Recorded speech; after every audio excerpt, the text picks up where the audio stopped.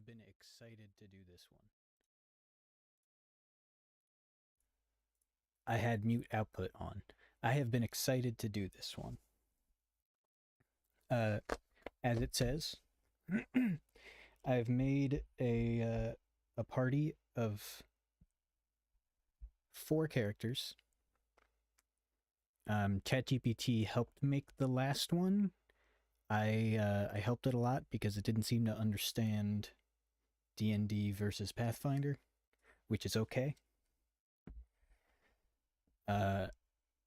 As per the description, I don't like AI art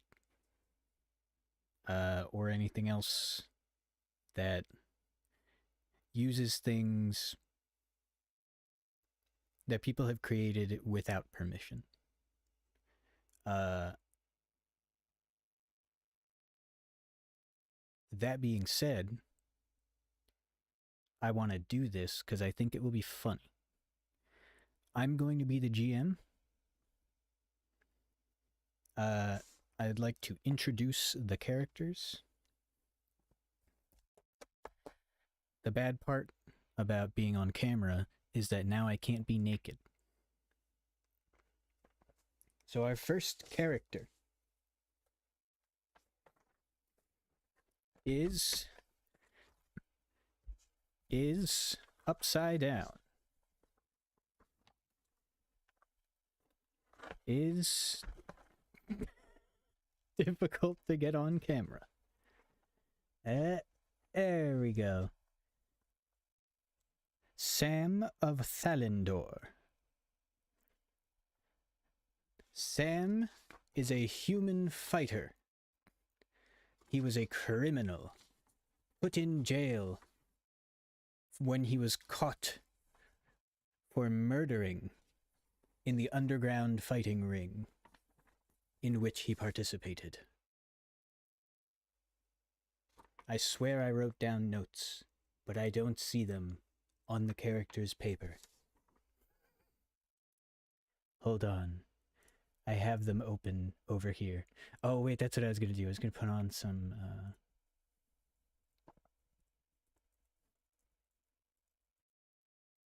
Let's put on some of this.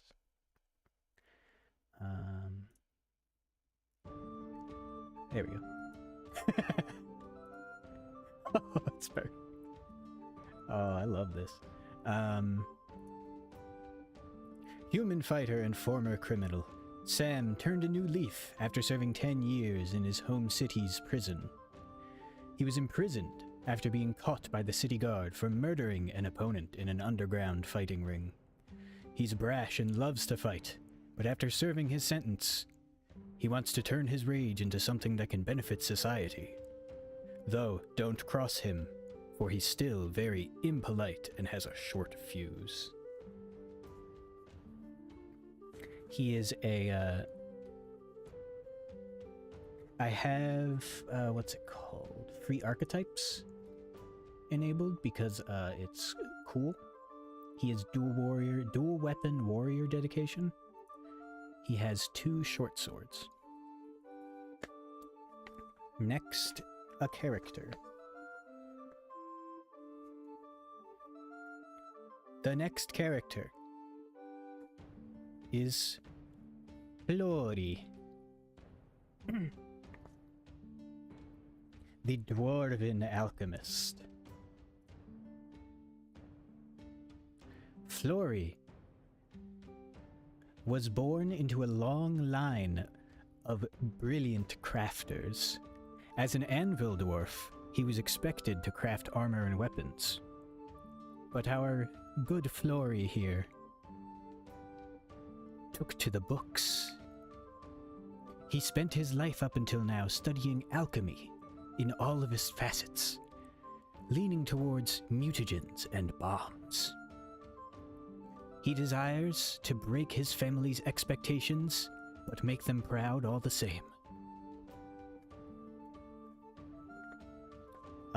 He's an alchemist with the mutagen. I forgot what it's called. Mutagen focus or whatever it's called. He makes mutagens. That's his thing. But he also makes bombs. I didn't want to deal with the poisons.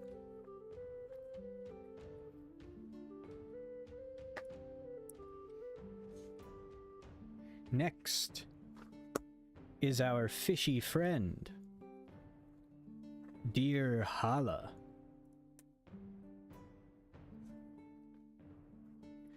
Though she seems to be but a simple elf, she is actually a beastkin, being half shark and more attuned to her shark side. She is a druid, and I forgot to bring up her backstory.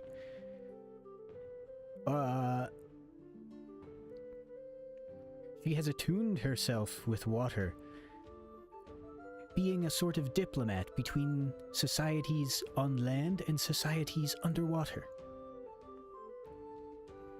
In the past, she witnessed a terrible slaughter of animals and people undersea alike, and she was unable to help. After that, she decided to dedicate her life to the Wave Order.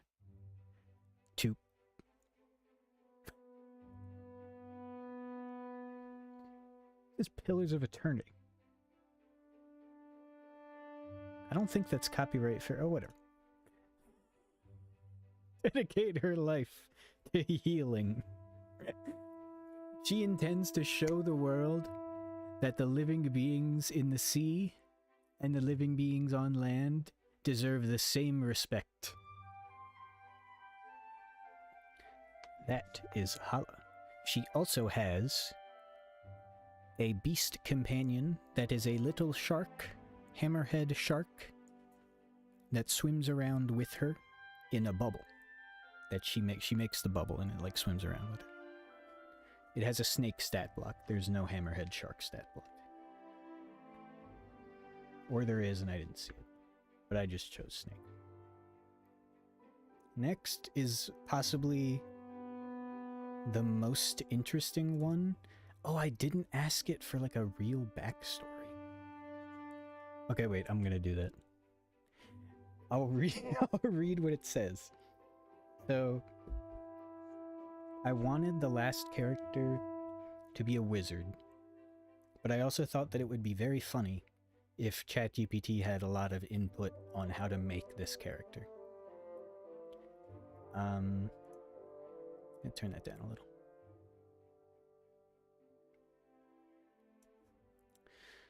So it took a while, but it was able to, with a good amount of assistance, make up a character. What we've settled on here is a gnome academic wizard, a Fey-touched gnome, which was chosen by GPT, not me. And I have taken the liberty to name the character, let's see if we can get it there, GPT, for obvious reasons.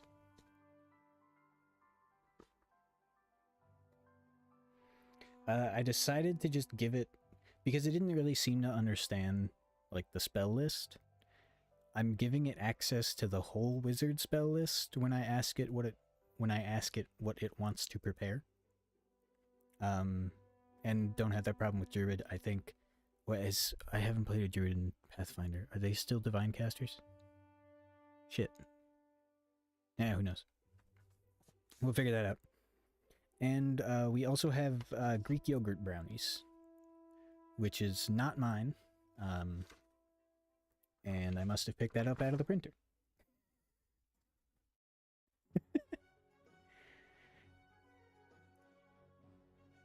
Baldur's Gate?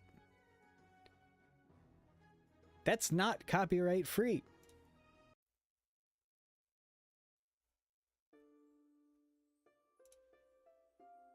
Swear to God.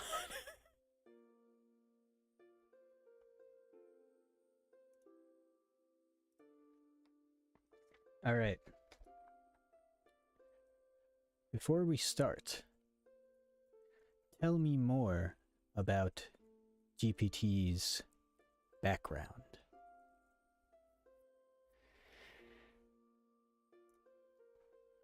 GPT, a gnome wizard. Oh my god, chill, chill. With a deep passion for academia, hails from a family of scholars. Growing up surrounded by books and magical artifacts, her innate curiosity led her to explore the vast realms of magical knowledge. Rejecting the conventional expectations placed upon her, she chose the path of the wizard.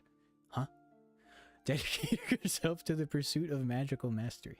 Wait, what? She's from a family of scholars, rejecting the conventional expectations, she chooses a path of okay.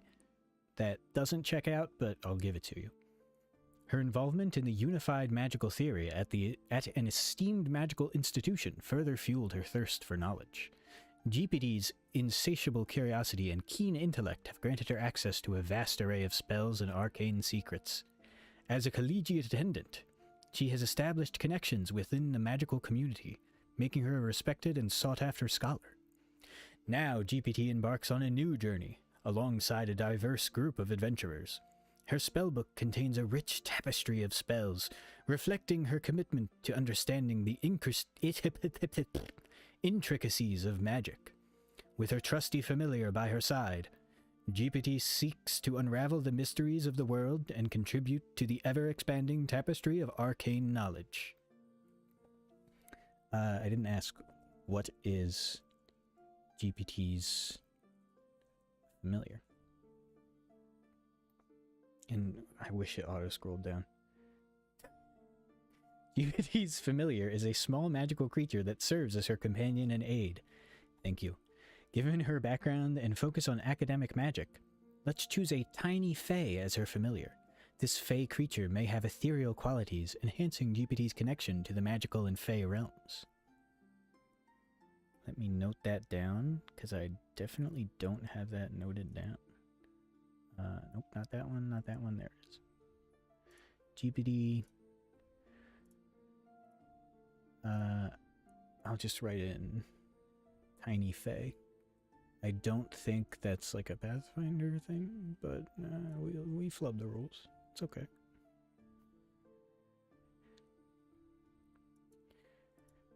I need to have like 10 archives of Nethys things open. I'm gonna look up tiny fae on archives of Nethys. Harmona. Sure, that thing looked cool. It's like a little blue bird. Most importantly, I get to show off my dice that I got from a friend. These will be what I roll for ChatGPT. And as such, I'll be honest, I was too excited and I started without really thinking of a big story. So we're just gonna wing it. Sound good? Sounds good. Winging it is just the best way to do things, I feel. Let's see. What would bring all of these people together? We have somebody extremely attuned to nature, former criminal, alchemist, and knowledge-seeking wizard. Knowledge-seeking wizard's pretty easy to make an excuse for. They're seeking knowledge. That's it.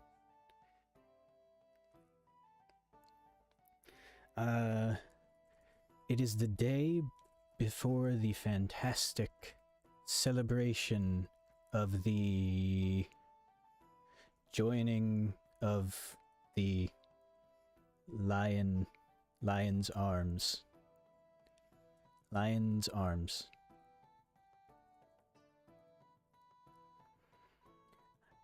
Our party has been called by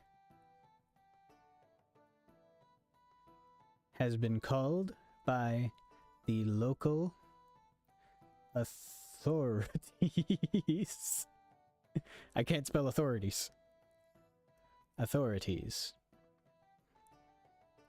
In regards... No, they haven't been called. Each member of the party looking for both a job and a place to stay has found themselves at the guards, at the behest of the captain of the guards.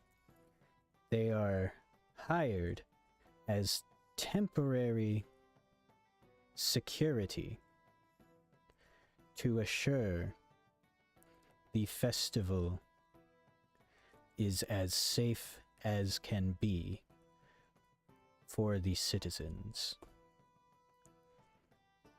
What spells will Hala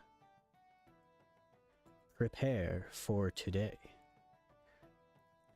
What spells will GPT prepare for today? I'm not going to pay attention to what it says. I'm just going to ask it that. Cure wounds, summon animal, and entangle. You definitely have more spells than that. Message is a cantrip. I think detect magic is also a cantrip.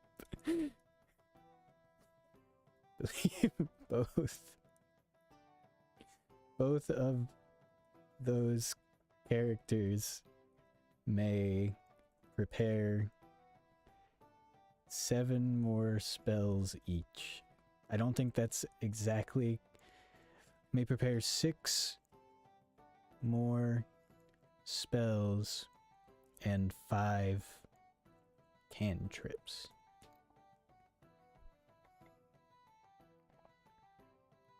Okay.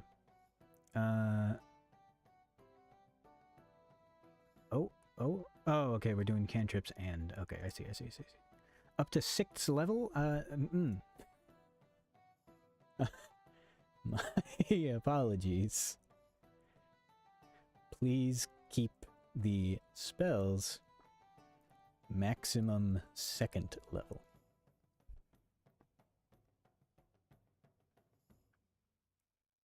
Okay. Okay, prestidigitation doesn't exist in Pathfinder, but we'll allow it. I'll adapt. We adapt. It'll be okay. What do they call them? What infusions will Flory prepare today?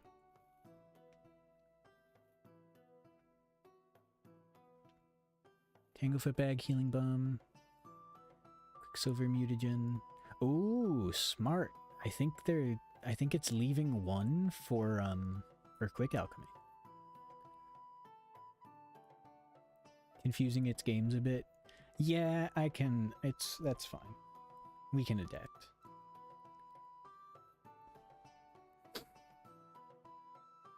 I don't know if it did this on purpose. I highly doubt it.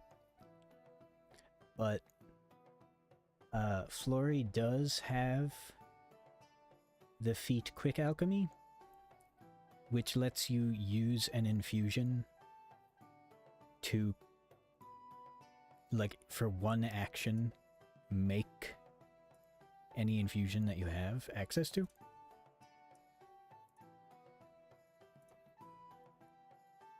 It's a good motto.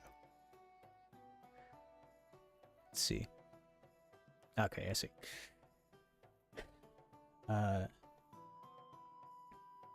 The party has been posted near the front gates. No. The party has been posted... No, not in the center of town. It's gonna kill a lot of people if we have a fight there.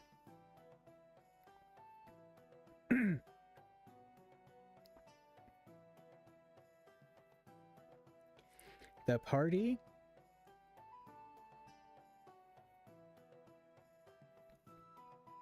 has been posted near the local cemetery.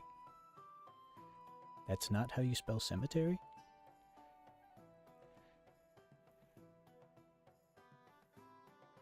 Cemetery.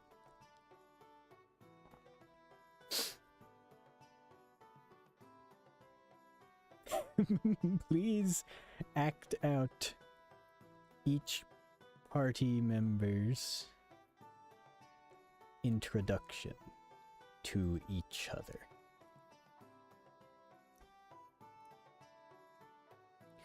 Samuel, a burly and confident human fighter with a rough exterior, approaches the group. He nods towards the others. Samuel of Thalendor, former troublemaker turned guardian. Glad to be watching over this place. If any trouble comes our way, they'll be meeting my blades. A stout and studious-looking dwarf, Flory, steps forward, a small alchemical toolkit at his side. Flory, at your service, specializing in bombs and mutagens. Let's keep the peace and ensure everyone stays safe. I've got a concoction for every occasion.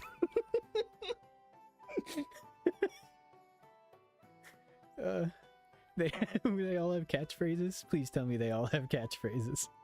Oh, they do! Hala, the elf druid with a deep connection to the sea, thanks for reminding me, approaches gracefully. Greetings, companions. I am Hala, a servant of the waves. I'll do my best to heal and protect. Together we'll ensure harmony prevails over any disturbance. GPT, a gnome wizard with a spellbook in hand, gives a friendly wave. GPT here, dedicated to the pursuit of magical knowledge. I've got spells for defense, communication, and a touch of illusion. Let's make sure the festivities go smoothly. As the introductions unfold, a concoction for every occasion is very great. So far, Flory is a pretty good character. Each party member takes their place near the cemetery, ready to safeguard the celebration of the— Hey, hold on, that's mine. That's me. I'm supposed to be the one saying that.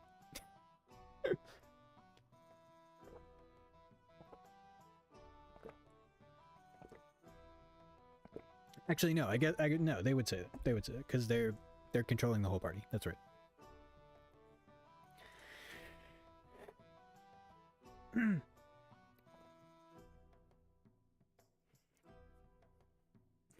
Hours pass as the nascent adventurers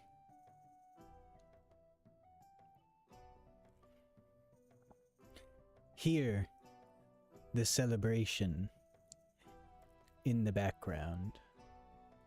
Some yearn to join, but know that they are bound by duty. Others do not care. Oh, but I thought it would be part of the fun to not see me.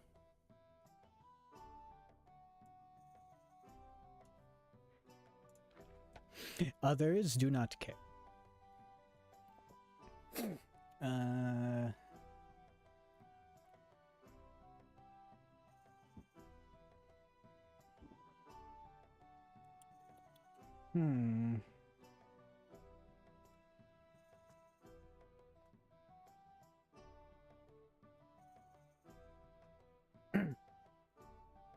As the festivities are continuing, I did move it, didn't I?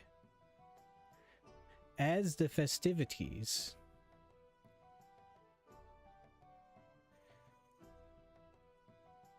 continue,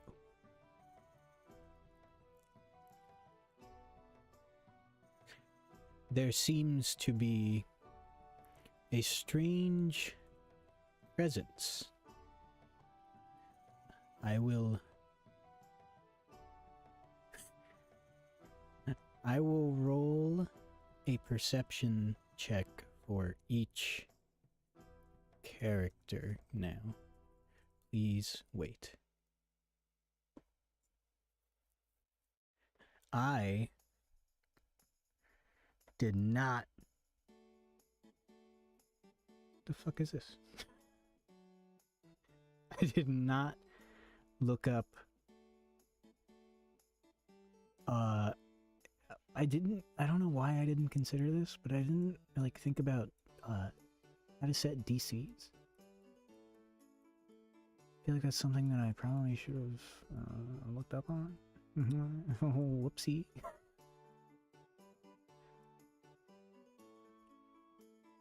Less static? What do you mean? Is my mic fucked up?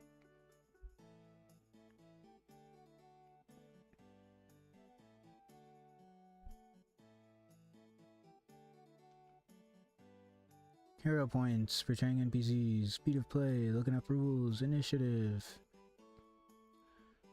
inappropriate skills, adjudicating, maps and miniatures.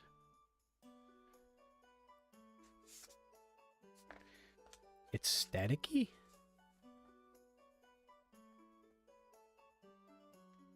That's the bottom.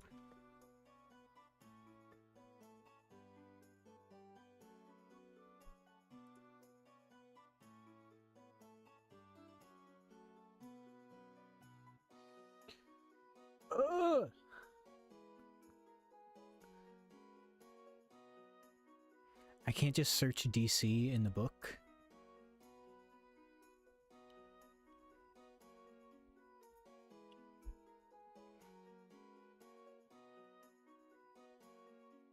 Retraining. The basics. Okay, wait, maybe it's in the core rulebook.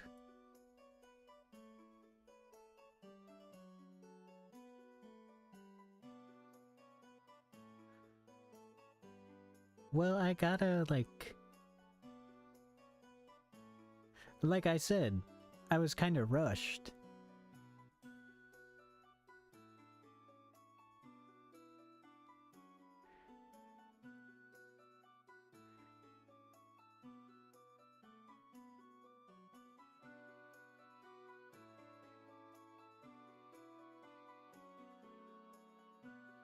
Ask ChatGPT if it is what?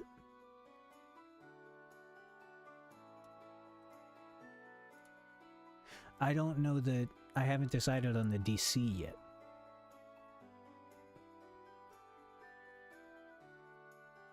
Because I don't know what a normal DC is.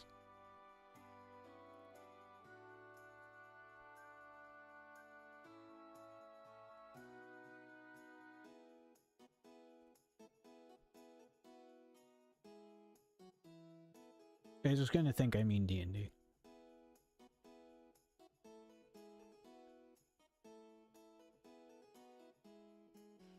Encounter budget. Running a session? Oh, here we go.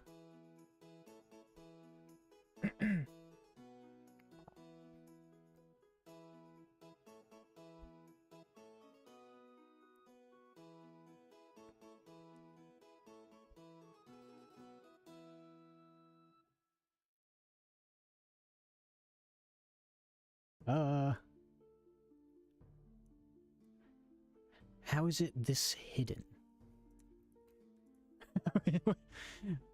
Pathfinder 2E.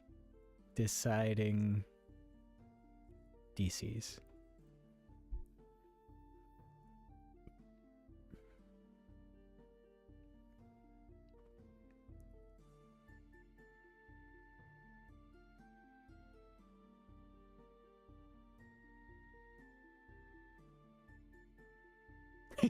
Music is let's see, this one is Excalibur. It fits, we're in a fantasy setting. Ooh, fantasy. I've already forgotten like everyone's voices. I really only did a voice for Jeepity.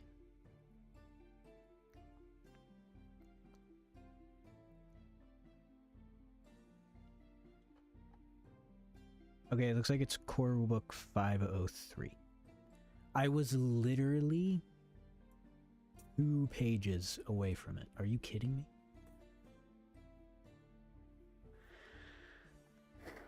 Simple DCs. Okay. Perfect. Perfect. Let's get everyone's perception. Got Flory. Got Hala. Got Jeepity.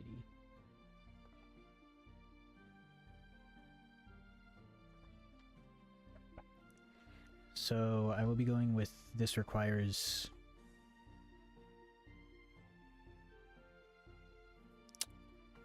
I think the DC will be 15, which is a simple trained DC.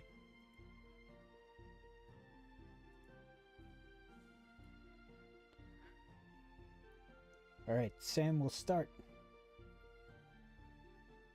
Where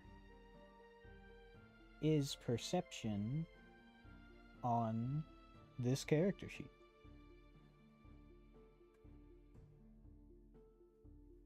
What the hell?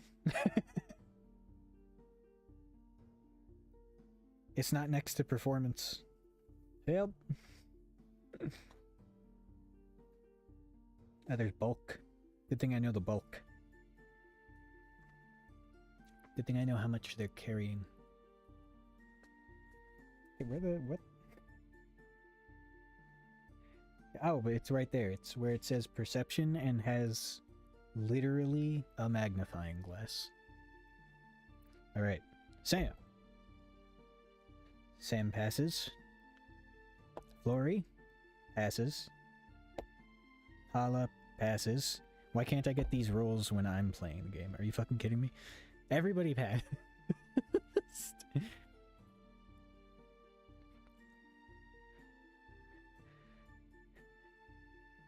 Each member of the party begins to hear a faint stirring coming from the cemetery.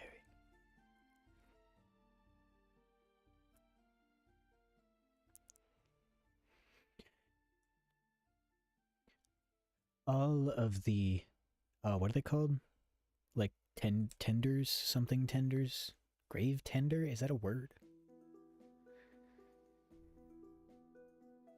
I need you on this one. Chat. One person in chat. Is grave tender a word?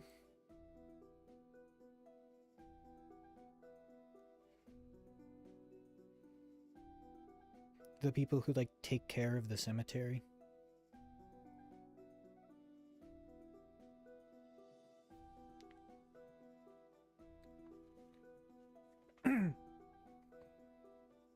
It's not Undertaker.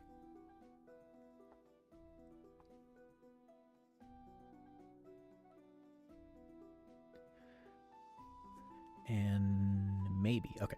All of the... I'll go with it. Grave tenders.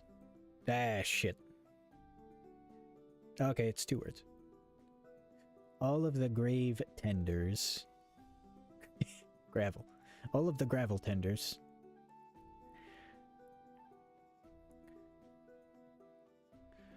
are out enjoying the festivities. Enjoying the party. I've been using... No, party is a sin. God damn it. Enjoying the festival.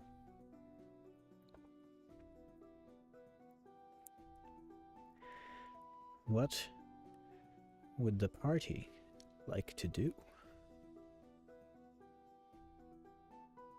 Samuel, with his keen perception, senses the faint stirring and immediately tightens his grip on his twin short swords. We've got movement in the cemetery. Something's not right. Should we investigate or do we hold our ground?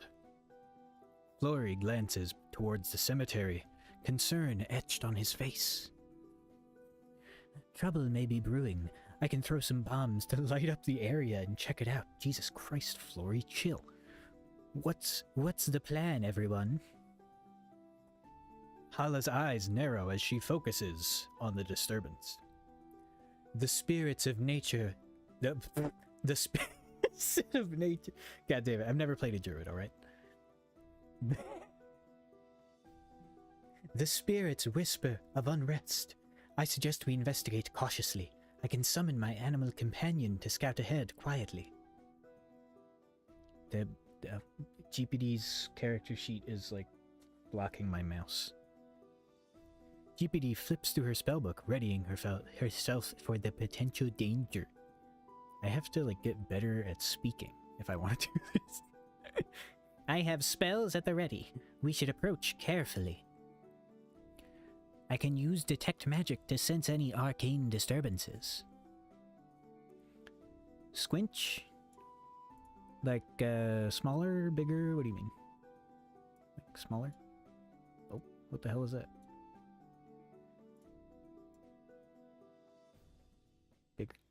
Small. Bigger, small. I'll go with smaller is the one that I'm expecting, but... The party awaits a decision on whether to investigate the faint stirring in the cemetery or maintain their position. There is no preferred course. It is your decision to make. You can squinch it out. The party, sensing potential trouble, decides to investigate the faint stirring in the cemetery. They opt for a cautious approach, aware that the grave tenders are away at the festival, leaving the area unattended. Let's move in quietly. Keep an eye out for anything unusual. I'll take point. I'll throw a couple bombs to light up the area, just in case. Okay, Flory's getting like...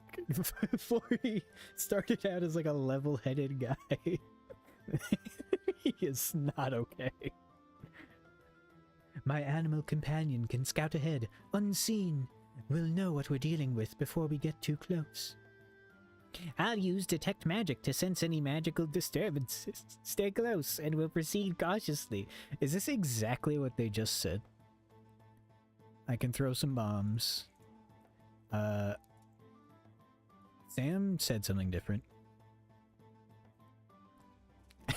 Keeps calling her the elf druid. Wait, did he even prep any bombs?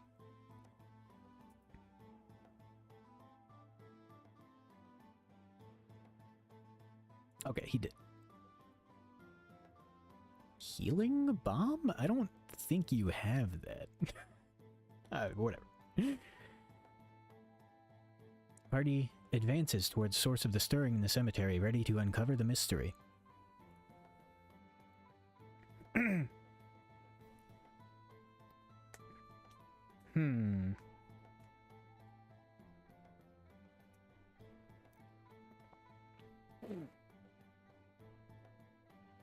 As the party approaches, they are ready. As the party approaches, they have... The party has made it in time to be ready for the encroaching disaster.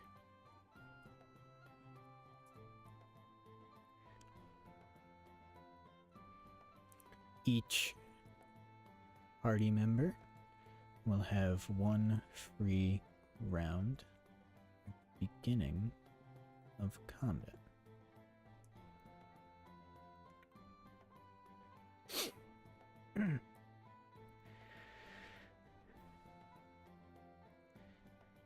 As the party enters the graveyard, they notice stirring beneath the gravestones. The dirt, the Durst, the Fred Durst, the dirt is, what's the word I'm looking for? The dirt is dirt being upheaved. Not a word, really? Upheaved.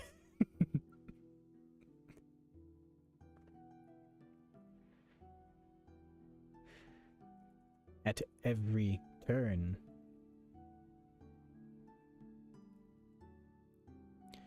Creatures of rotting flesh emerging.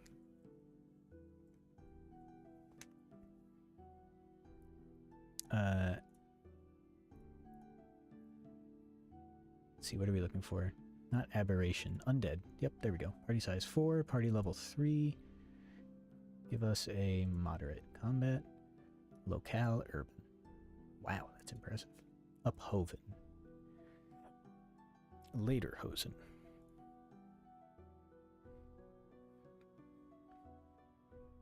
Okay, try that one again. Try that one again. Try one more time.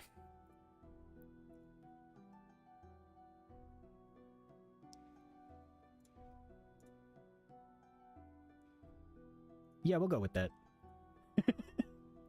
This might be a huge mistake.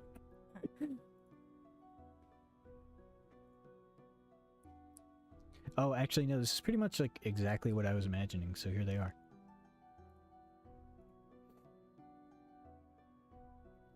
Would anyone like to make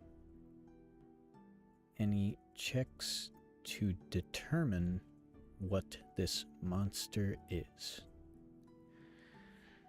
What these monsters, I should have said.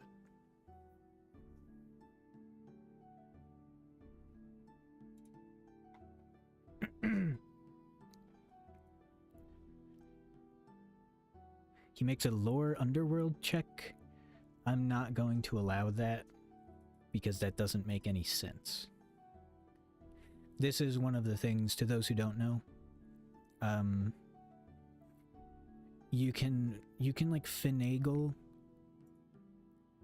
You get specific lore things that you can actually write in and say, like, Flory, Sam,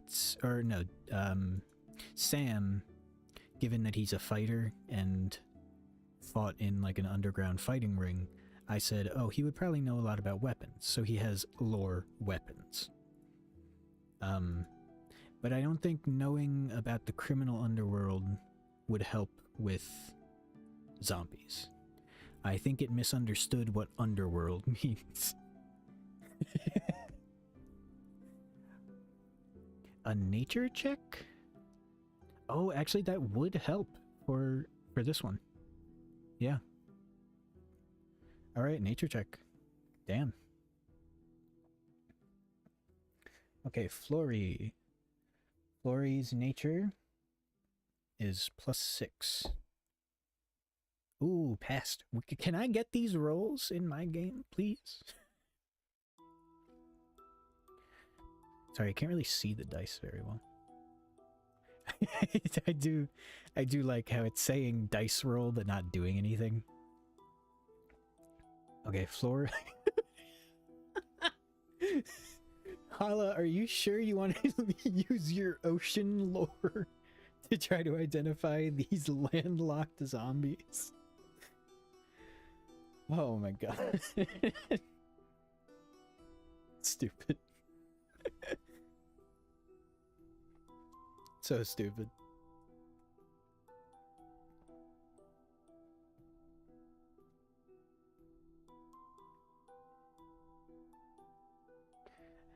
Getting this randomly generated as the monster that they're fighting has actually like given me a real idea for a story. So that's lit. And also the thing that generated it was RPG Online Tools herokuapp.com/encounters.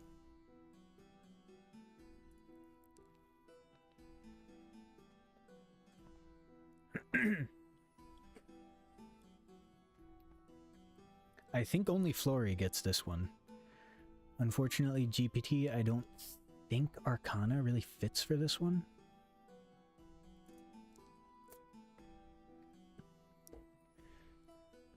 Flory notices something different about these undead. Undead isn't a word? Huh?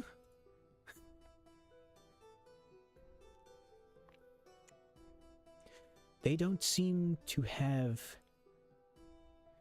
any of the same...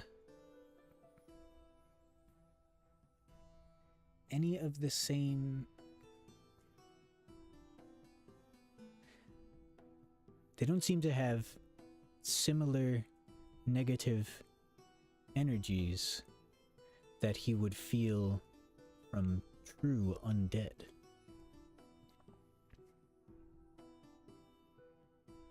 You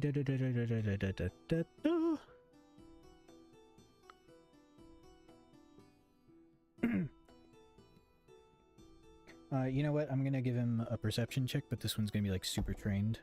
Okay, yeah, we're good. Flory decides to look a little closer and notices a strange being on one of the zombies' exposed brain matter. He recognizes this as not a necromantic zombie, but a void zombie. Created by the parasite of an Akata. Flory relays this information to the party. I'm just going to say that for him because I feel like it won't say that if I don't say it.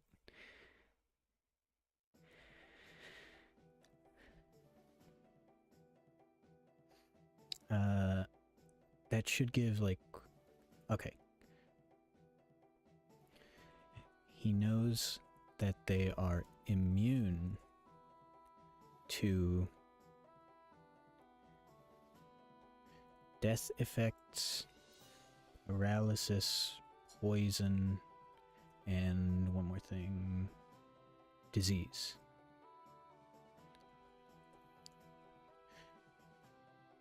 But weak to salt water. What a fucking coincidence.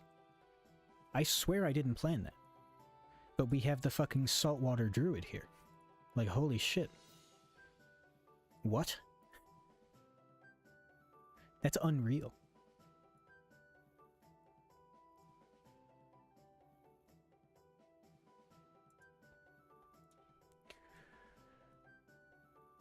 Take one turn, 3 actions for each party member.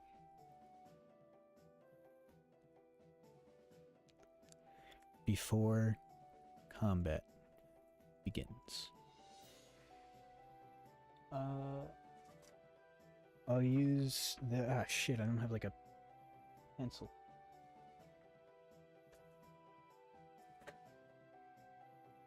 Fuck!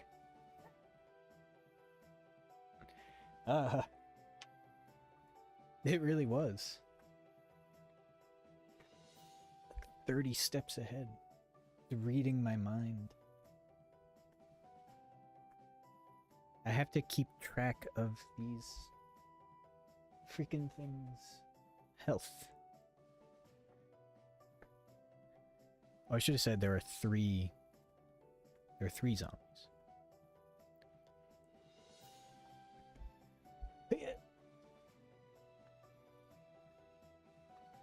Do I keep track of... Oh, wait. Sketchpad.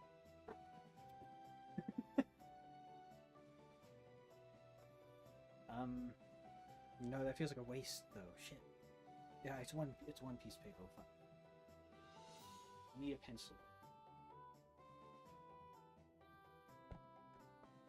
pencil. One pencil. A pen also works.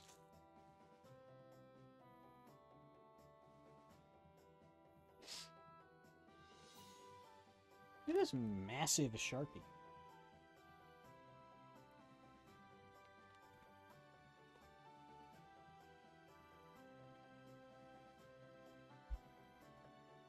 Okay.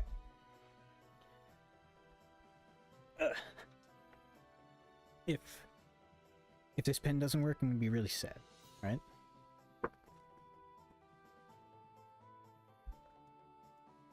Okay. Yay, it works. Void Zombie 1, Void Zombie 2, Void Zombie 3. Oh, it barely works, jeez.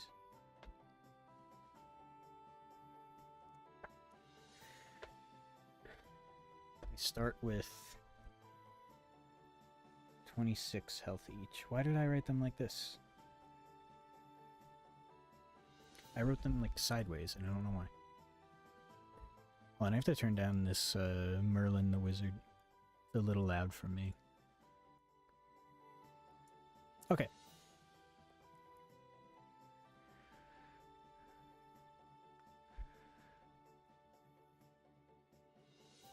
Where did Samuel get seawater?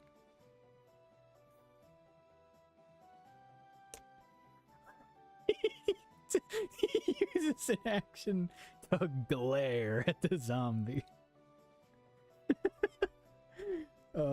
I'm taking these actions. I will not tell it anything else. And you know what? Sam had seawater. It's so fucking funny. Invokes the power of the waves. She utters a brief prayer of the ocean, and water droplets coalesce around her fingertips. She then moves strategically to a position where she can support the party with her spells. Wait, what was his first action? He coats... Okay, he draws and coats. He positions himself. I'll give him a bonus to his attack roll. And then I'll give him another bonus because I guess he's intimidating it. I like to think he had it in his water skin. He just didn't know that it was salt water. Flurry, armed with knowledge about the Void Zombie's weakness, reaches into his alchemical toolkit and extracts a vial of concentrated seawater. You know what? I'll give him that one. That makes sense, actually. He carefully applies it to the tip of his crossbow bolts, imbuing them with the power to harm the Void Zombies. Flurry then positions himself behind cover, ready to provide support from a distance, and with steady aim, he prepares to launch a saltwater-infused bolt at the approaching undead. Hold on, I think that's actually an action? Like, take aim or something? Flurry, actions... Take cover is actually an action. Aim? Aid? I guess I'll just give him a bonus as well. A circumstance bonus.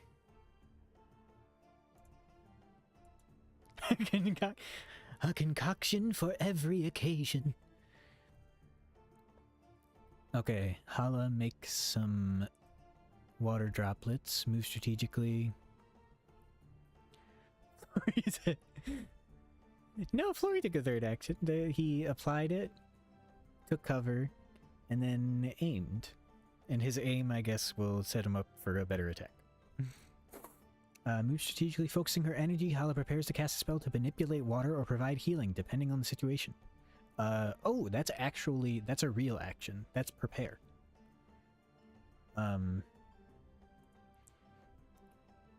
Wait, I don't know if prepare is the exact name of it.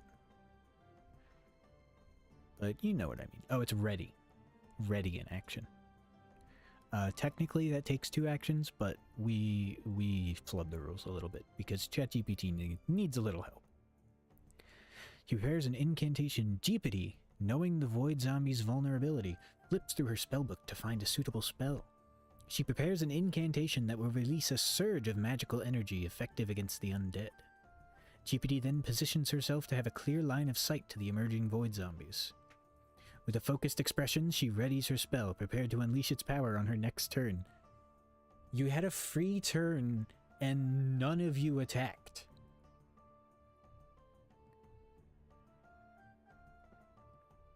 Give that. You, come on, guys.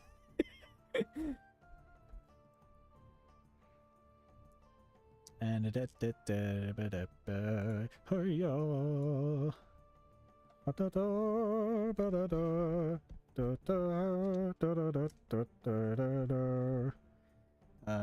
okay. Oh my god. Oh, that's full immersion. Okay, that makes sense.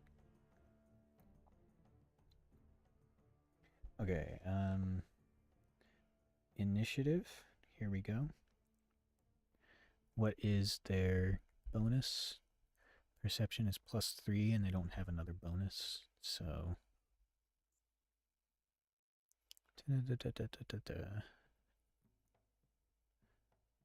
Yeah, don't think they have another bonus. So, these things are fast. Void Zombie 1 has 18. Void Zombie 2 has 4. And Void Zombie 3 has 18. Fucking 4. It's even more timid than your usual party is. Oh, jeez.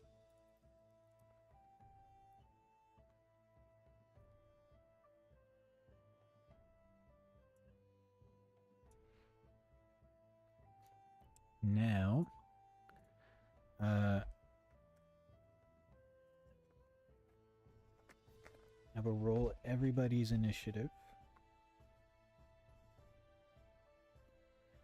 We'll go Sam, Glory, Hala, and Jeepity.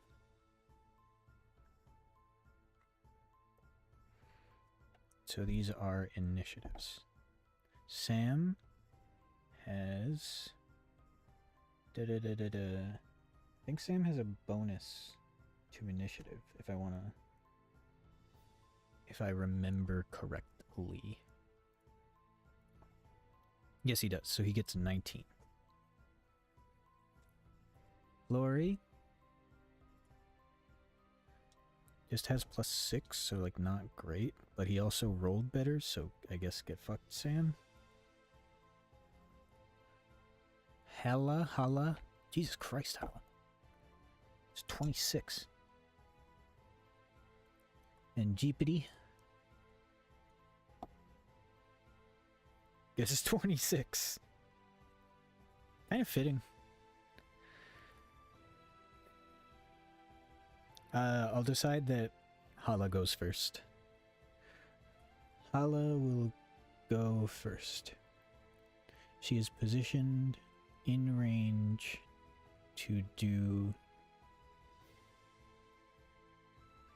any action to the 3... To do any 3 actions to the 3 void zombies. Please take her turn.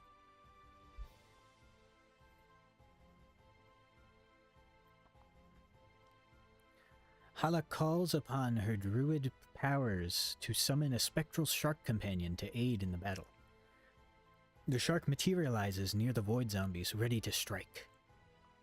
Hala commands the summoned shark to attack one of the void zombies. The shark lunges forward with ethereal jaws, aiming for the exposed brain matter of the undead.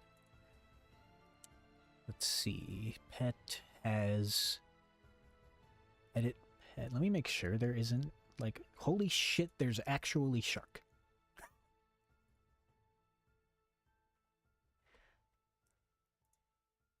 Alright. Shark. There it is. Shark has a +8 to hit. Not gonna get a bonus to any attack because Shark didn't prep anything. However, oh shit, how do weaknesses work? Pathfinder 2E. Weakness. Did they just take a flat damage? Give a weakness to a certain type. That type of extra effective whenever you would take... Synthesizer? Whenever you would take that type of damage, increase the damage you take by the value of the weakness. Okay, yeah. I'm going to say that this shark has some salt water. Oh, does it also deal slashing damage? Ah, piercing. Damn.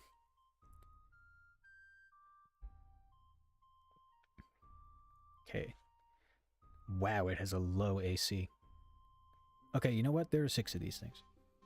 Actually, no, that's probably a bad idea. Okay, shark got 24, which is a crit, actually. Which means it will deal at least 10 damage.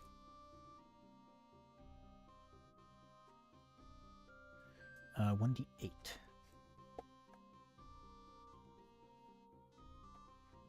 So it'll do 8. 1d8 plus 3, so 6 times 2, 12. It will deal 22 damage. My goodness. The shark lunges, taking out a massive chunk of what used to be this zombie's brain, but is now almost the remains of this parasite. 22 damage.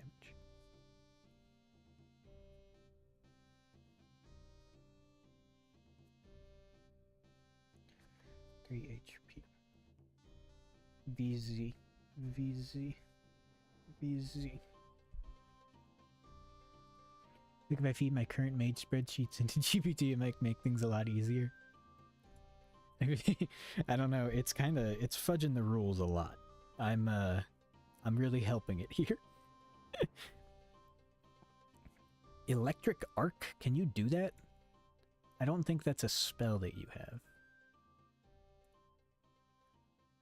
I especially don't think that you prepared that.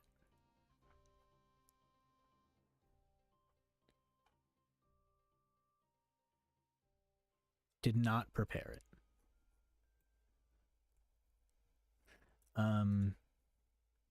I'm going to choose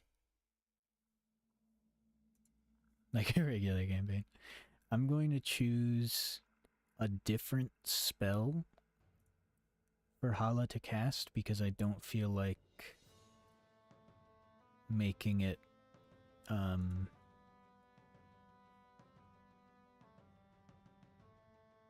oh shit, nope, Electric Arc is a thing.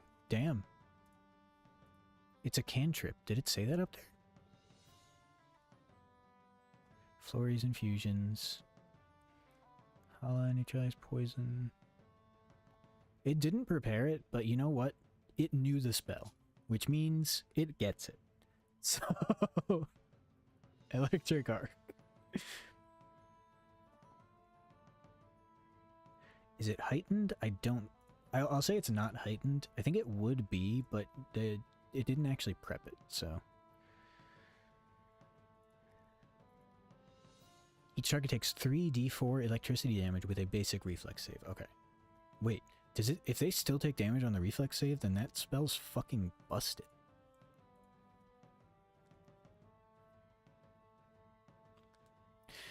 Oh, you're right, because druids are, they just always have. That's right. It's a little confusing, because the way this druid works is that they can have heightened cantrips. So I see a list of cantrips that they have heightened, and I just thought, oh, that's the only cantrips they have. But no, you're right, you're right. So, Electric Arc. It better not be... It just does the damage. Or like half the damage. Electric Arc. That being said, they also probably have a really bad reflex save.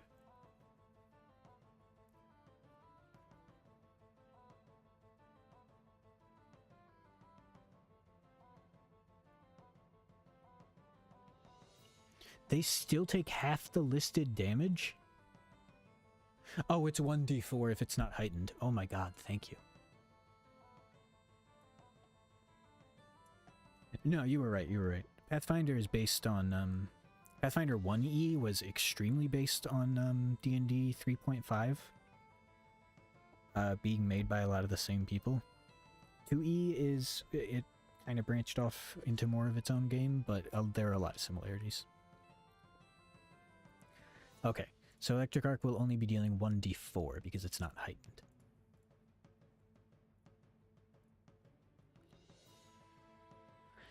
They have a +3 to reflex save for some reason.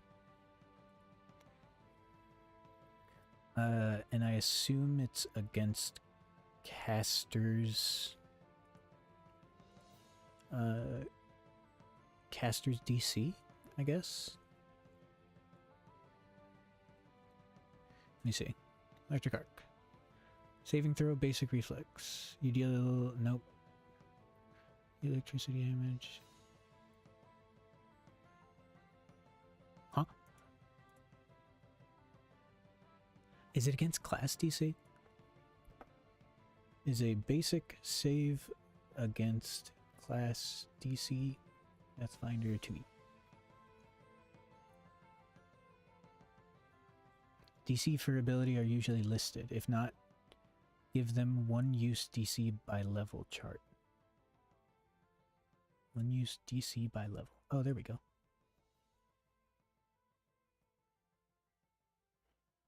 What? Table 10.5 says, find the level of the subject, assign the corresponding DC. Since spell use a 110 scale, use the spell level column for them.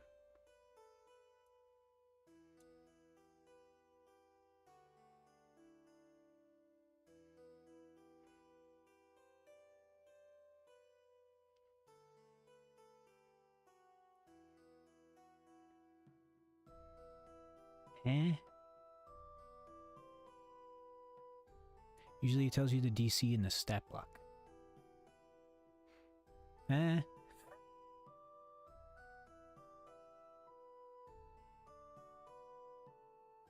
No, it doesn't.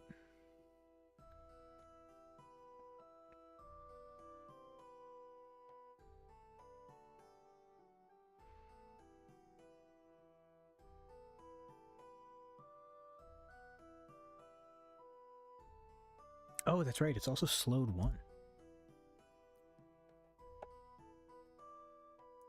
Slowed 1.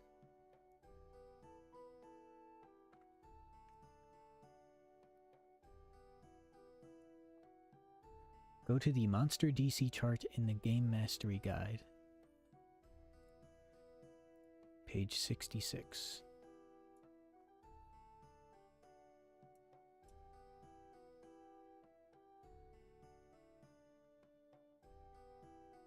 Level -1?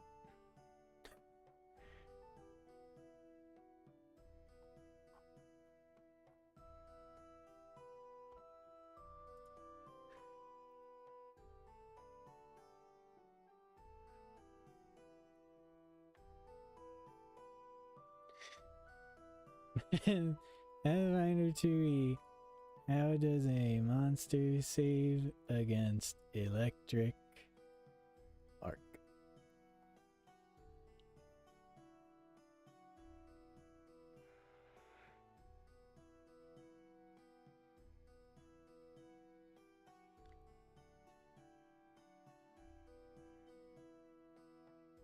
Okay, I found a Reddit thread that says electric arc is broken.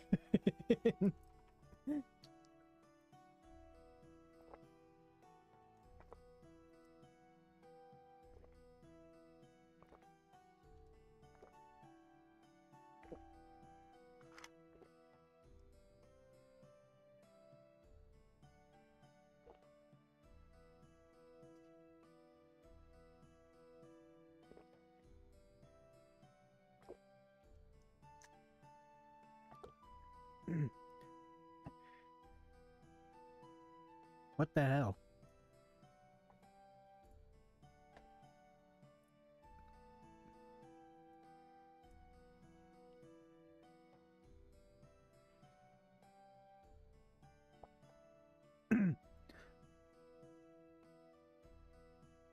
I'll just use the DCs by level.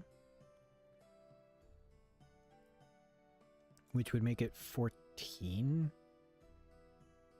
So it'll get +3 to this roll. So it'll roll a 1 and fucking die. Oh, okay.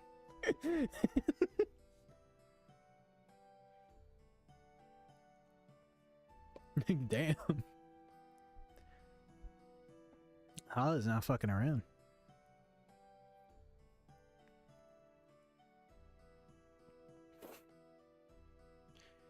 The shark takes a massive chunk out of what used to be the zombie's brain, but is now the remains of the parasite that took it over.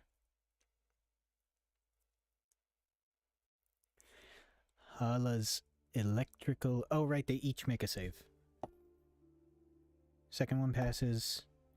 Third one critically fails. So second passes, which means it takes half of this. Which means it takes 1 damage. And third one critically failed, which means it takes double damage, I think.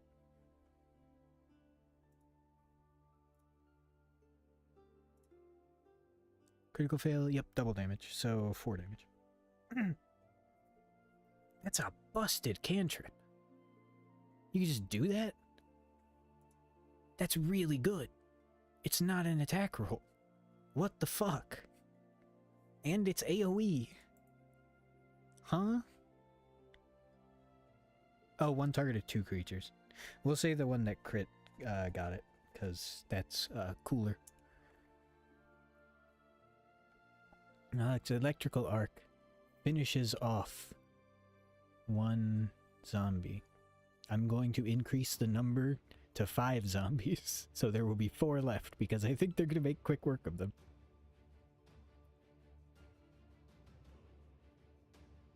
And shocks another. It is now Jeepity's turn.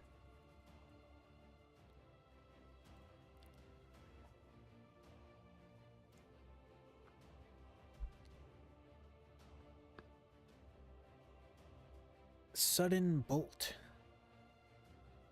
Is that a real spell?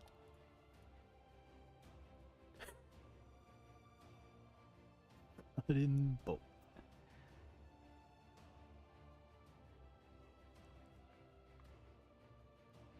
I should just look it up in Archives of Nethys, definitely. Sudden Bolt. Okay, it's a level 2 spell. What?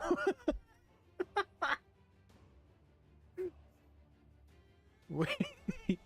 It deals 4d12 electricity damage. What the shit?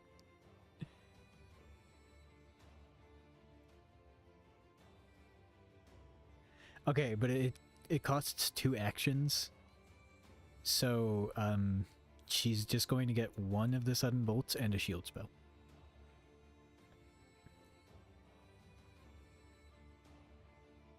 Jeepity selects a void zombie within her line of sight.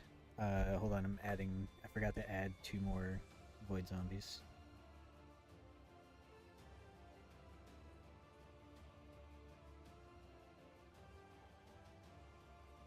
Two more zombies burst out of the ground. Who does 4d12? Jeepity. But apparently this spell contains spoilers from the Extinction Curse adventure path, so this might be like a spell that you're supposed to unlock after a long time. But we'll allow it. Rule of cool.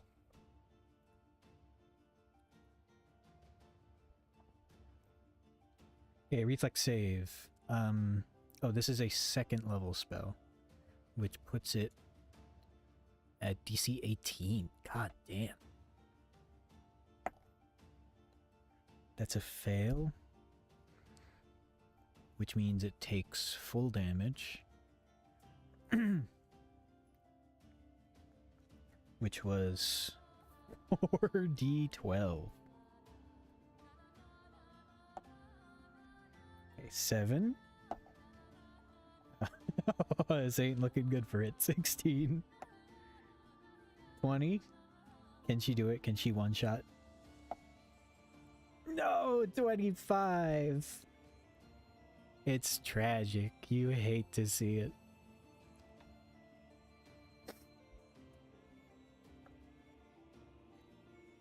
It has 1 health left.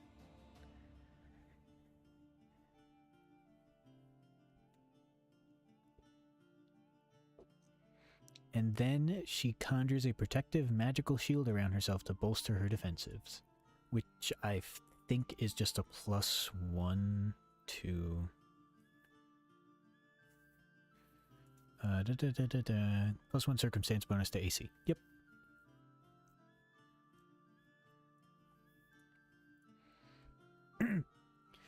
GPT's... I'll say... Sudden Bolt is a 2-action spell. So she will use 1 Sudden Bolt and cast Shield on herself. The Sudden Bolt this sounds copywritten.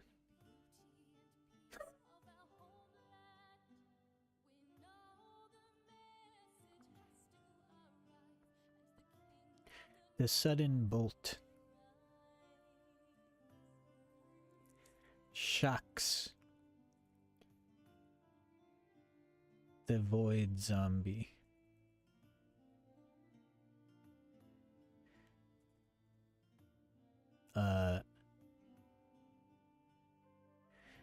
Taking off 1 leg. It is literally on its last limb. I'd be afraid of it just like pulling a number out of its ass. Plus it's fun to roll dice.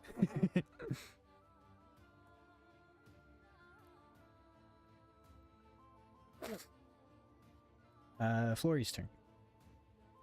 It is now Flory's turn.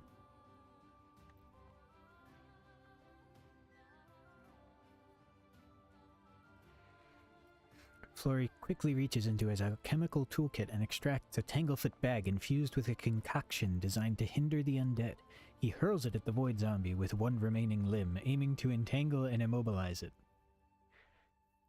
Kind of unnecessary, but go off.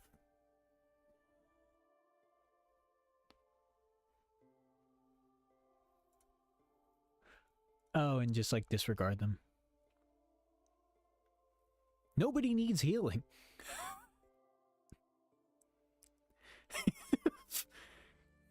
Flory, are you okay?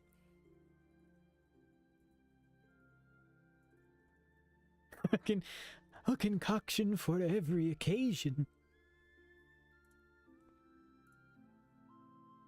I just realized I want to make sure that my mic is actually on the correct mic. Yeah, it is. We're good. Okay. So he makes an attack roll. It only has AC 13, so it will probably get hit.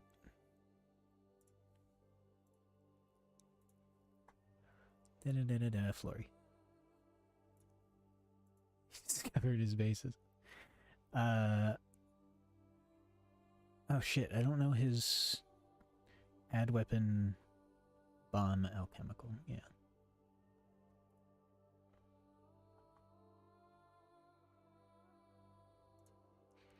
He's got +7. Okay. Yeah, he hits. Does he crit? 21? No. So he hits, which makes it take a status penalty to its speed for 1 minute. It has a minus 10-foot speed penalty. It has 1 leg. Flory, swear to God. Lori realizes that... No, oh, hold on a minute. Oh, and they're not true undead. Okay, yeah, so that wouldn't have worked. Damn, alright. I was wondering, sometimes if you cast, like, actual healing magic on actual undead, it hurts them. But these guys are technically just, like, possessed by a parasite. Lori realizes that the entire party was at full health and gets mildly embarrassed. Embarrassed spelled wrong for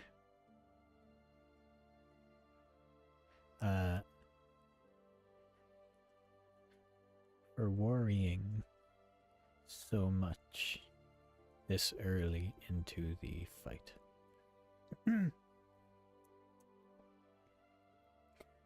The Tanglefoot bag lands on its target, immobilizing it. It is now Sam's turn.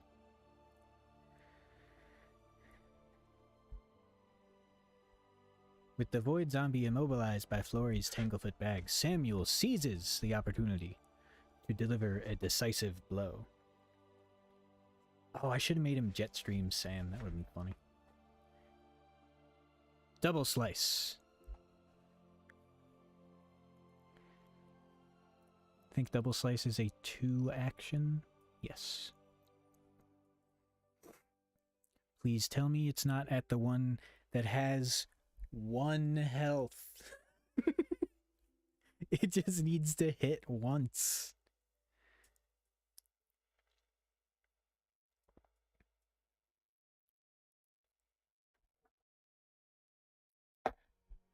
Oh my god, it don't.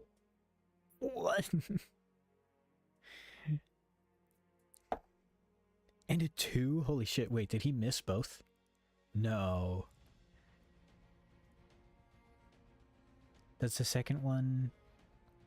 Okay, no. It doesn't take a penalty. So it'll be 12, which I think still misses. But it's incapacitated. It'll kill it. It's dead.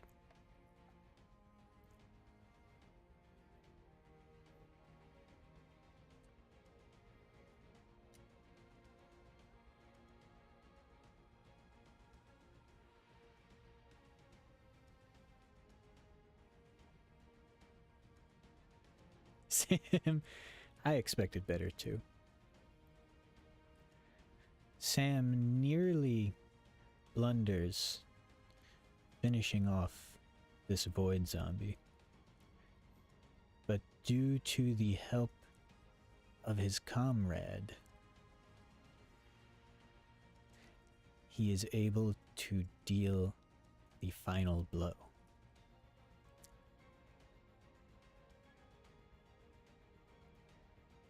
It is now the void zombies' turns. Seeing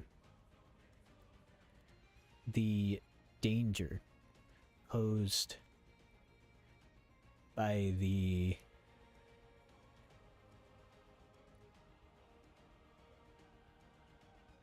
what's the word I'm looking for? Relating to water?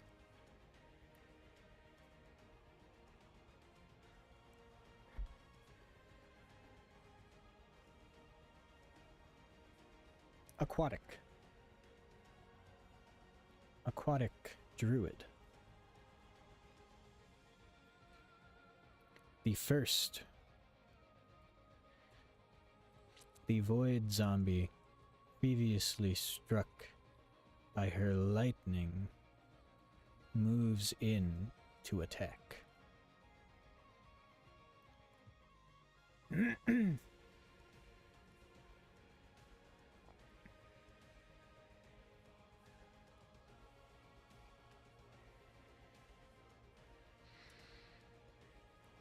It has a... It will definitely try to use its feeding tendril.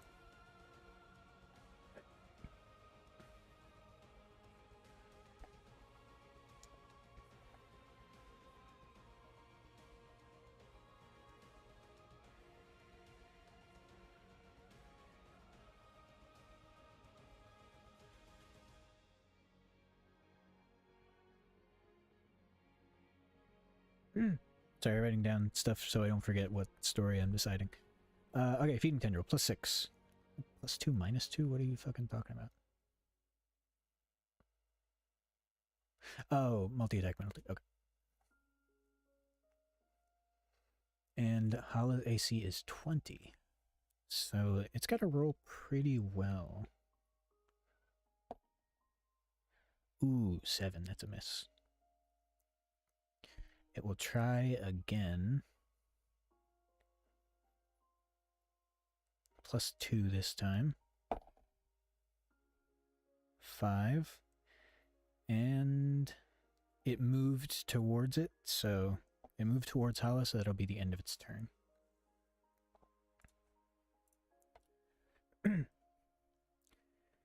It attempts to plunge a tendril to feed on Hala, but she deftly moves out of the way.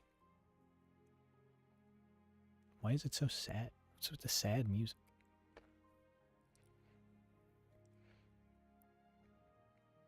The second 2 zombies are occupied by gallant Sam.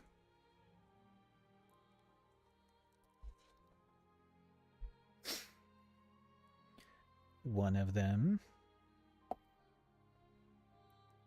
I think that's a hit.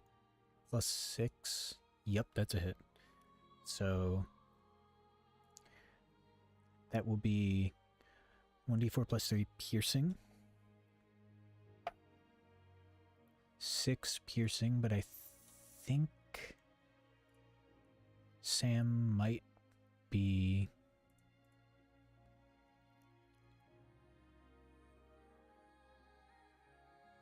Yep, resistance to piercing. 1+. And it's heavy, so 2. So resistance 2. So he takes 4 piercing damage.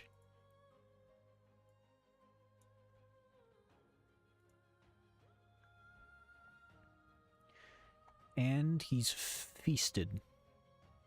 Void zombie using its feeding tendril to drain blood. Zombie regains 4 hit points and the creature is drained 1.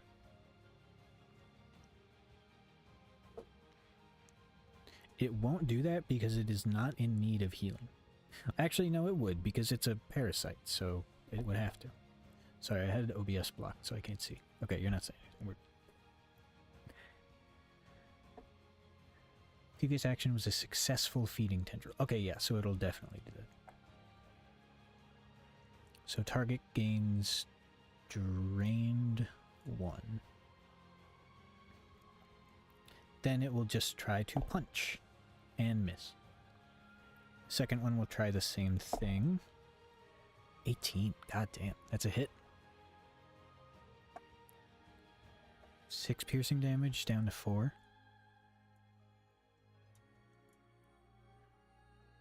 And then it will feed, which gives him drain 2. Oof.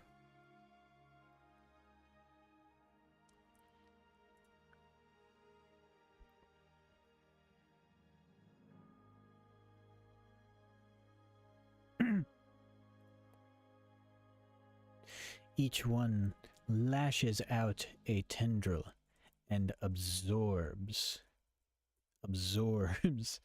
some of Sam's life force.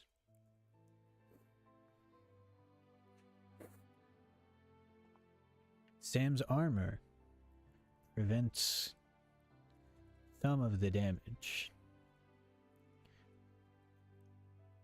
but he took 8 damage total. Parentheses, I am keeping track of health.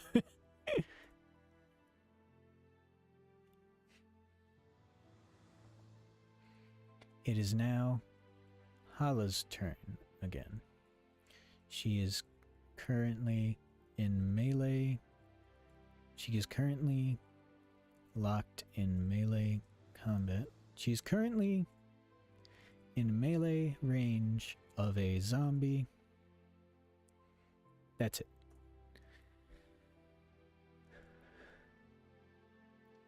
Wild shape. What does she shape into? This is not the right music.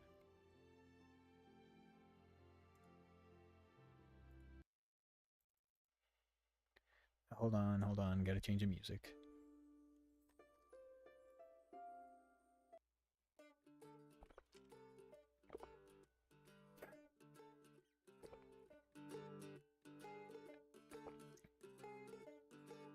It sounds like a steel string guitar.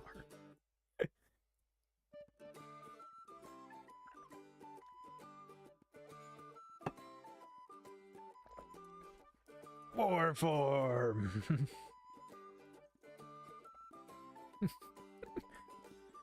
I'm pretty sure she has a specific wild shape.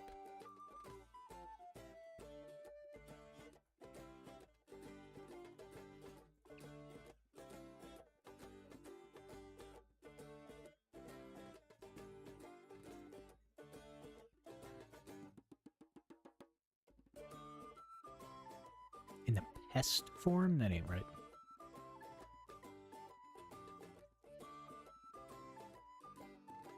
Oh, I'm gonna assume it's animal form.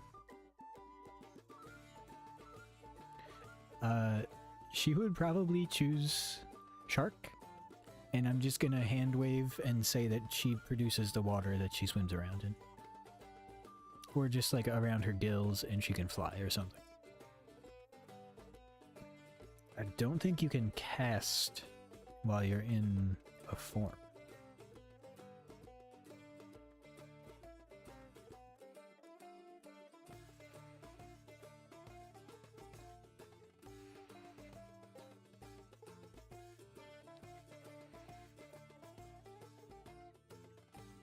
I printed out the things, but then I'm just using the online ones that I have. And oof.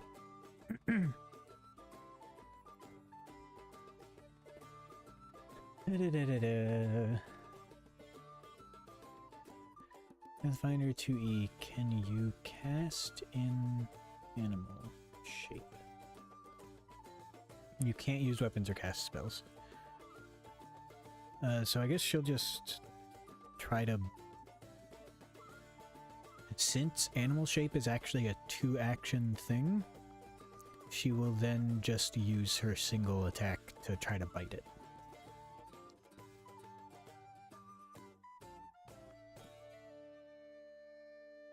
Attack modifier is +9. Ooh! Oh, now we're talking. Oh, 7.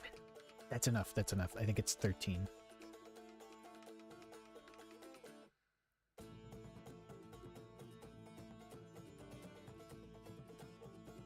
Okay, and Hala deals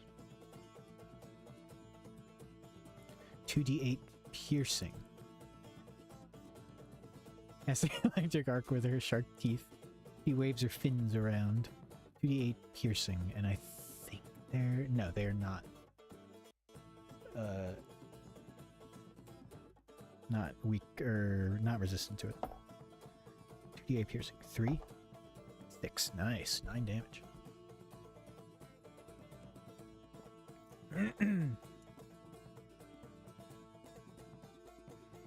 9, 10 because of the +1.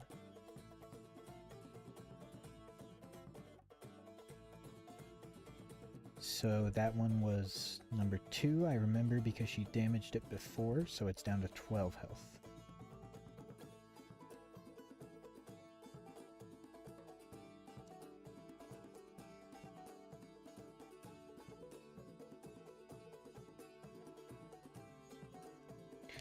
accidentally wrote on my finger. She'd electrocute herself. Oh no. Oh no.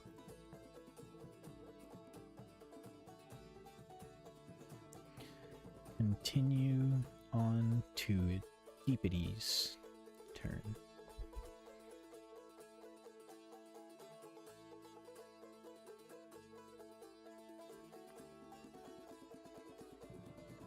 I forgot that it doesn't auto-scroll. Electric Arc, I don't know if wizards can cast that.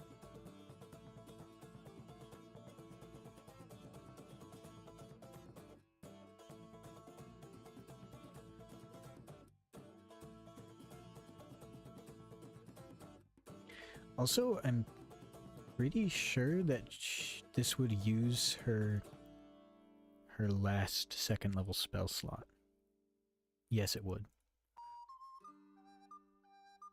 So we'll go with the Sudden Bolt and the Shield, because Sudden Bolt's a 2-action spell. Void Zombie fails to save. And we'll take... oh no. 9, 12... Oh god. Or no. Oh god, wait. 15...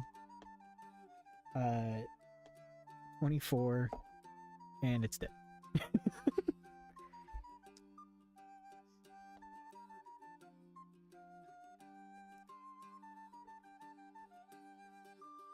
Okay, that leaves 2 zombies. GPT uses her final 2nd level spell slot to incinerate one of the zombies attacking Sam, killing it instantly.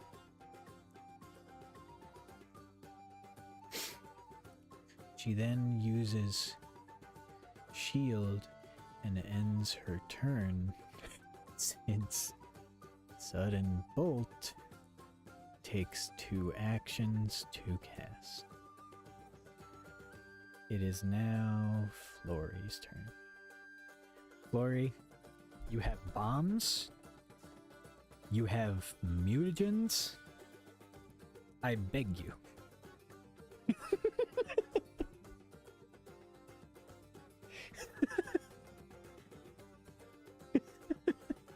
Flory, please.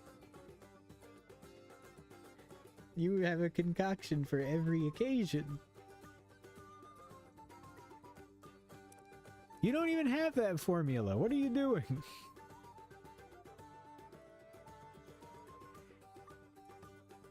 Healing... Oh, wait, is Healing Bomb a thing? Okay, it is.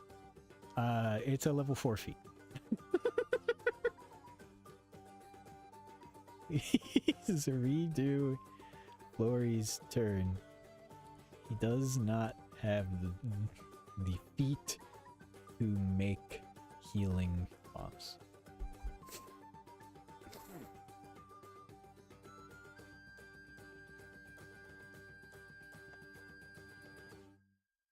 There we go.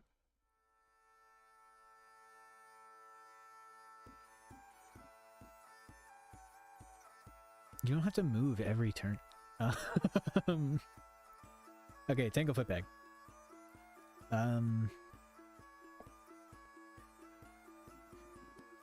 Which zombie is Flory? Which zombie does each action target? The one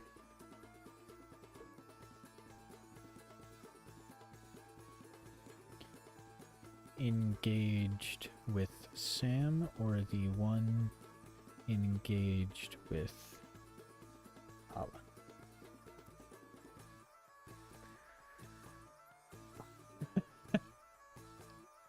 Okay, Tanglefoot on the one with Hala.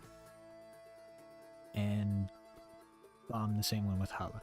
So that will also hit Hala.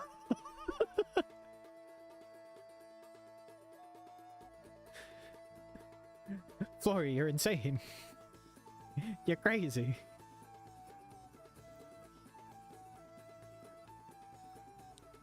Also, I didn't give him acid bomb, so I'm just going to say he's using the fire bomb.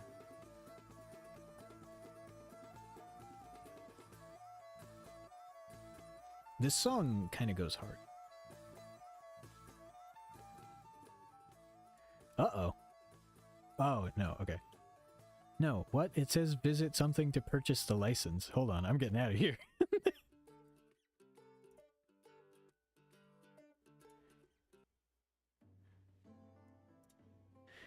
Alchemist Fire.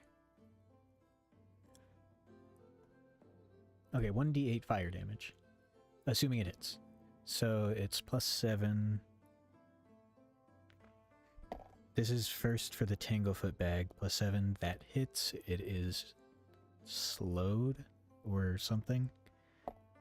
And then minus, I think, 5, because it's not agile. Which puts it at 10, which actually misses. I'm just gonna say that it misses and just completely whiffs.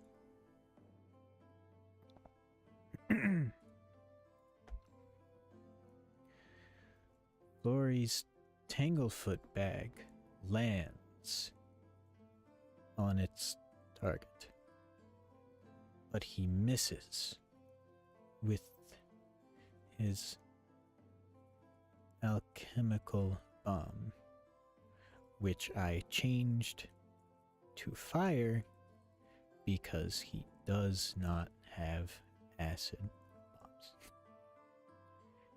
It is now Sam's turn.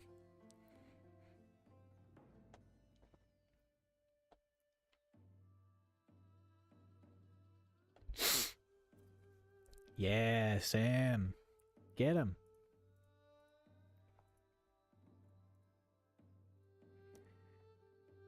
+10 to both of these. I think this thing is gonna die.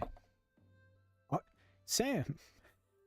Sam uses a hero point to re-roll. Okay, there we go. 21 and 29. This thing's fucked. Okay. So the 21 hits and deals 1d6 plus 3. So 5, and then 29 is a critical, which deals 10, so 15 damage overall. Not as much as I thought it would do.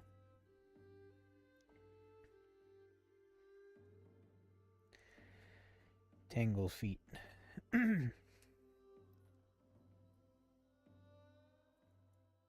then he moves into position.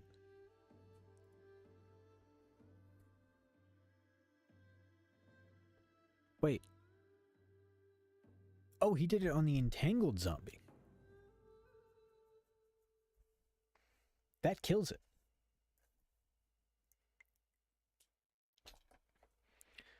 Upon leaving the range of the zombie that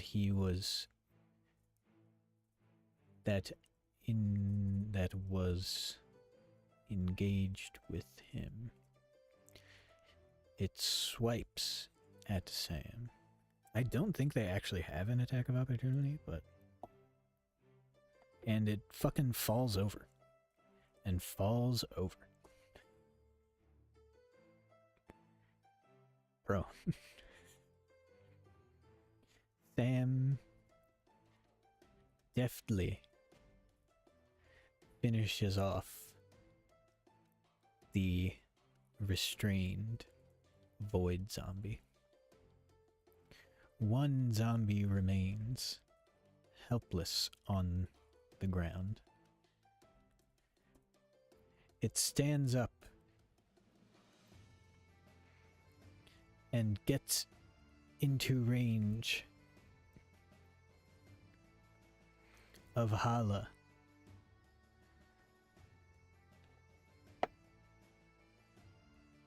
I don't think that hits Hala.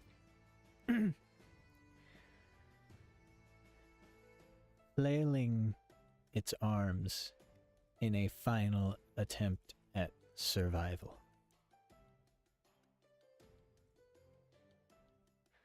Yo, how did it know it was Hala's turn?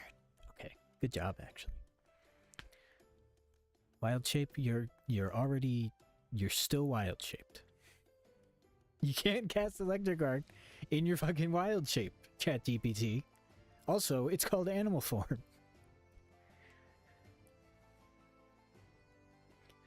You're gonna just bite it, okay? You bite it. 16, that hits. 2d8, right?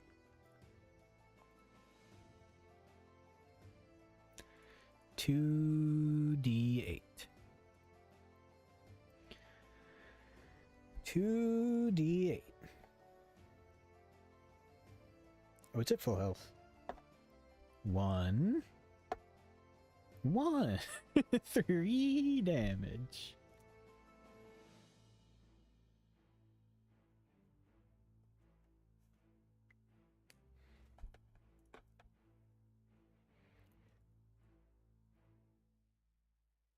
Actually, I guess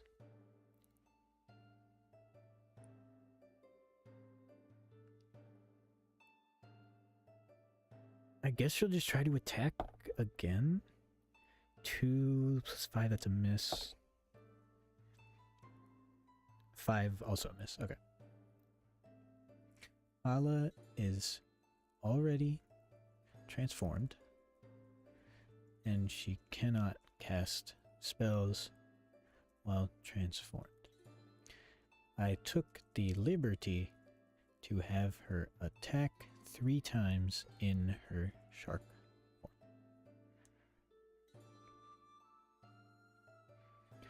She dealt a glancing blow to the zombie, and it is now Jeepity's turn.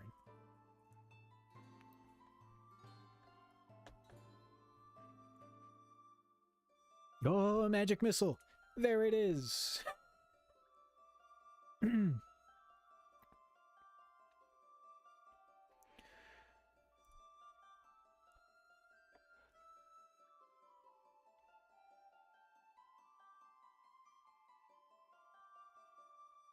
So, I guess since she's using all 3 actions...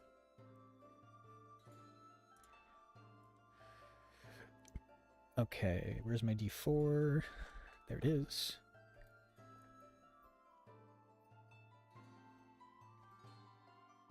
Have I been rolling the wrong die for a d12?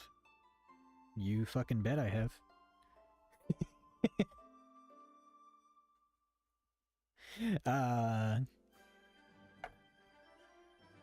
The magic missile deals 3 damage.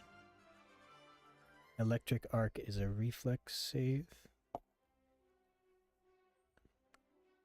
Not looking good for it. 8, it's definitely lower than 18, so... Electric arc, not electric eel. Electric arc is 2 actions, so she will not shield herself. Kind of weird to use an AoE spell when there's only 1 monster left.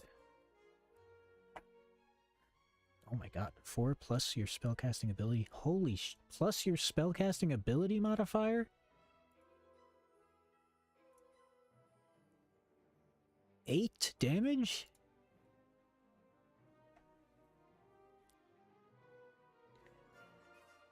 Wait, is spellcasting ability mod? That's... Oh my god. I'm gonna ban that spell. That spell's insane.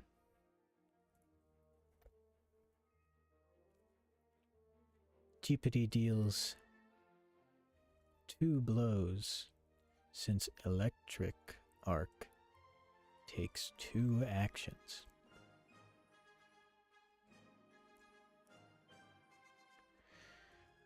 The zombie still stands. It is Flory's turn.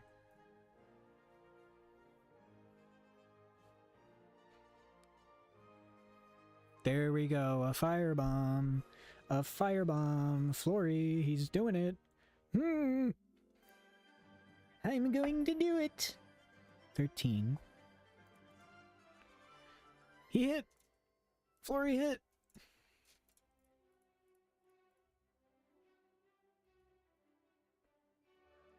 One d8 fire damage. I'm so sorry, Flory. No. 1 damage, 1 persistent fire damage, and 1 splash damage. Which means it dealt 10 and -1 per turn because of persistent damage.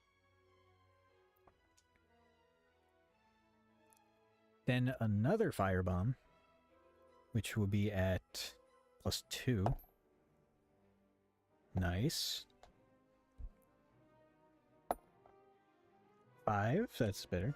So 5 and -1 per turn. I don't think persistent damage stacks.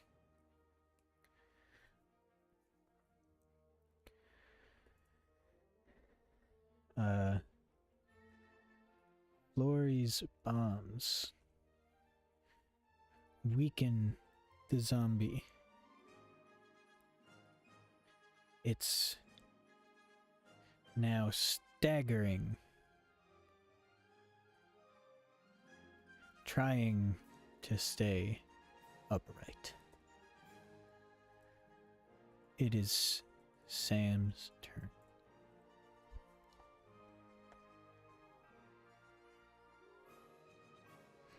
Get him, Sam. 19, that's a hit.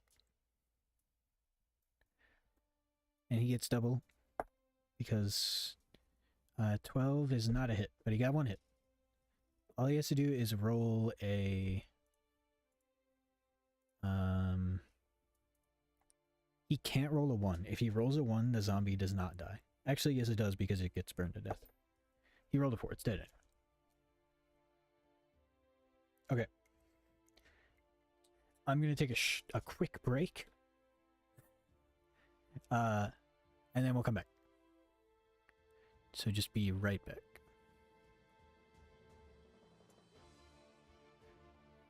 Yep, there we go.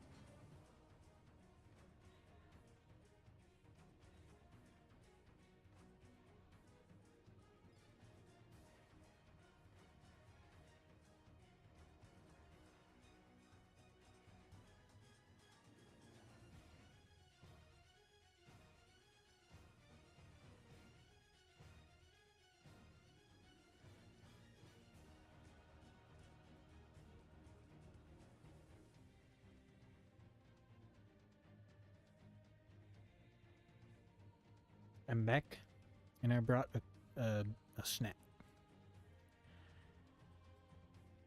I'm gonna eat the snack.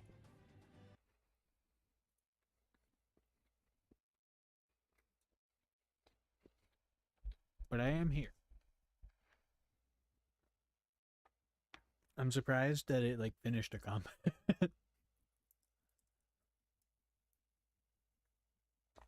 That combat was much too easy for it though. That was supposed to be like a difficult combat. I guess it did cheat a lot.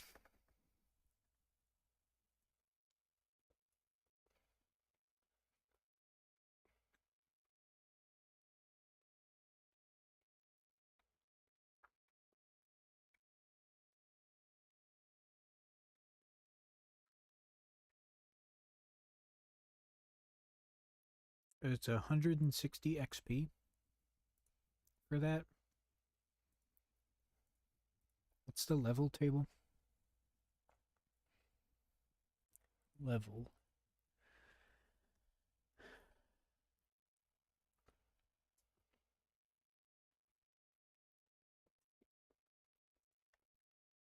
Experience.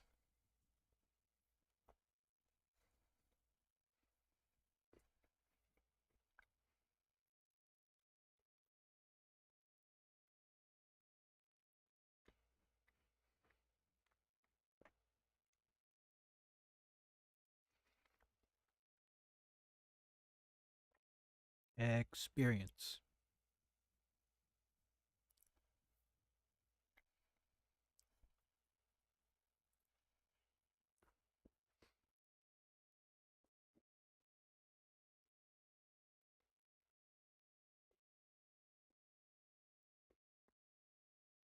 Hmm. That's right. Pathfinder. Every level is 1,000 XP.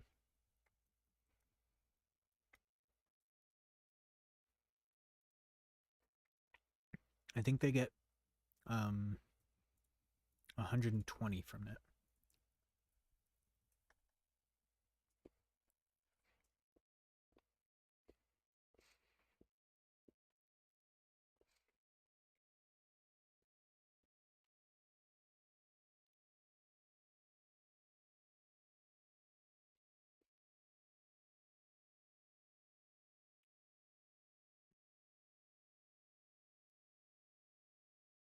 I am almost done with my snack. Oh, I didn't turn the thing back on.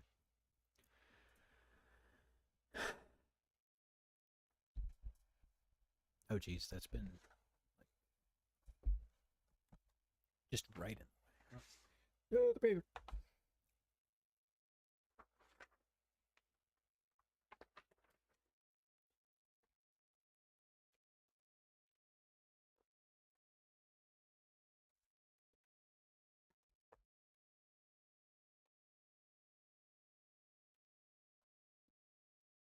I'm having too much fun with this.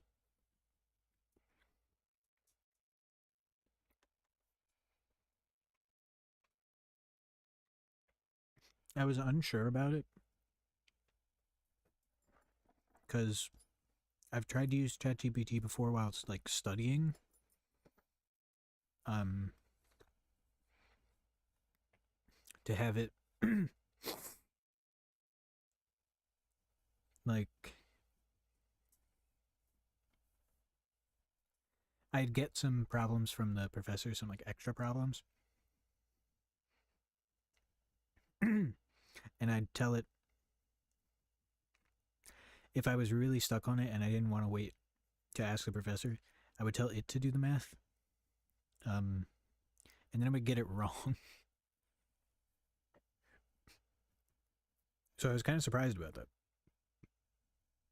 See, as I would think that a chatbot would be really good at basic physics because it's just plugging stuff in essentially.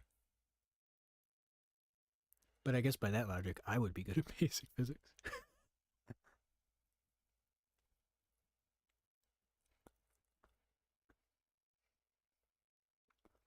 And that's just false.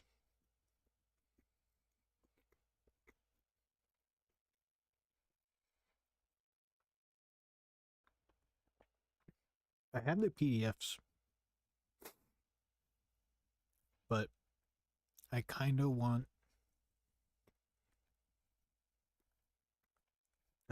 the physical rulebook for Pathfinder. I don't know how much it is though.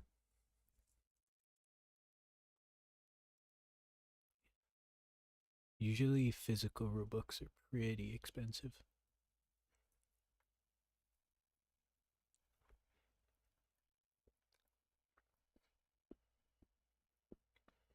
Oh, it's only $50. Wow. Oh, never mind. The hardcover is $150. Oh, it's special edition. Okay.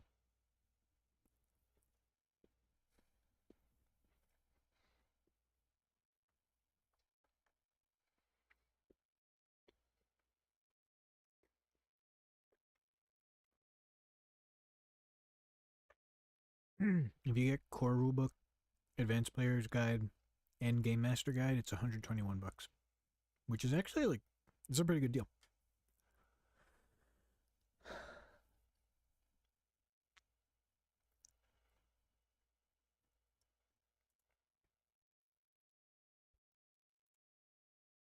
All right, I finished my snack.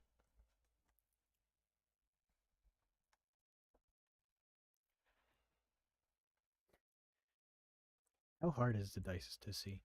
I guess it's like you can see them rolling, which is enough. But I'm kind of picking them up before you can actually see them.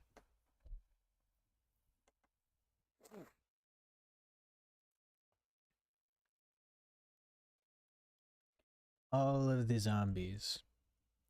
Oh, hold on, the music.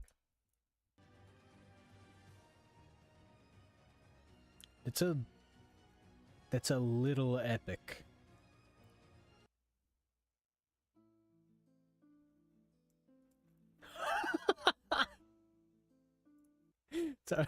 Sorry, hold on. I need to show this.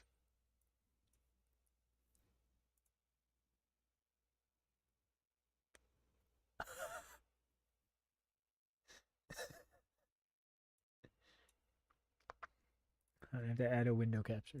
Shit. No, not that.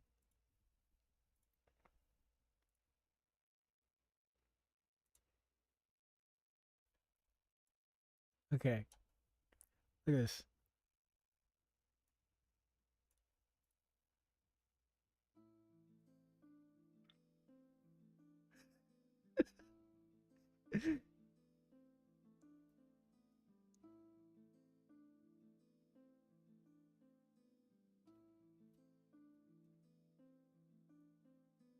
My humor is it's dead. I've been on the internet too long. Just to like stretch and zoom. Okay. Lie dead again.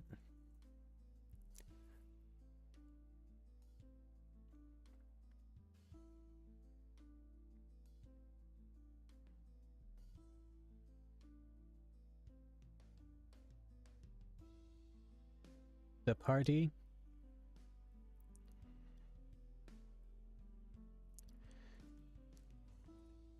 retakes their post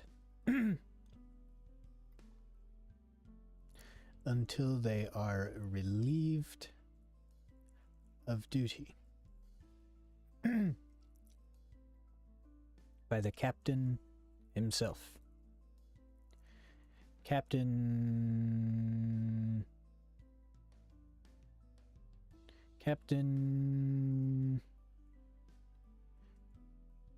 Prill. I hope that's not a slur. Captain Prill asks them, anything of note happen? After I hear your report, you all can go join in on the festival.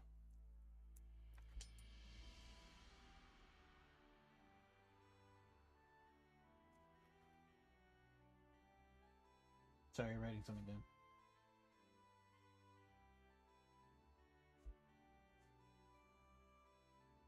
Definitely not something else I thought of for the story. Hello.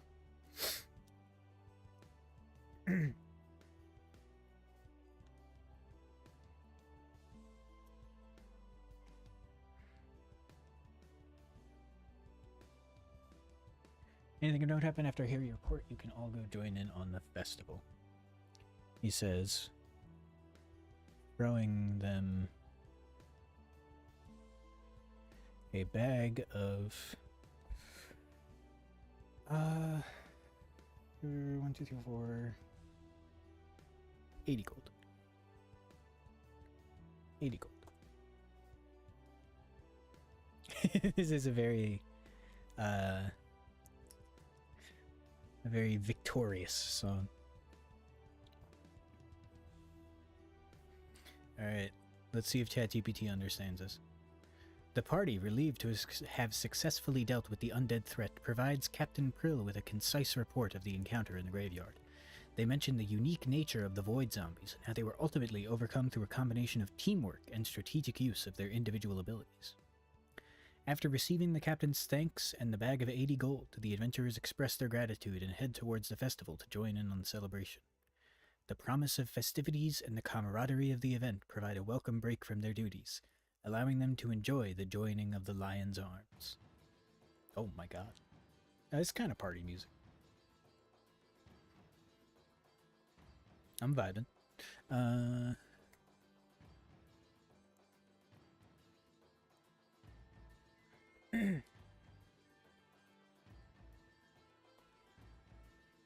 The rest of the night passes without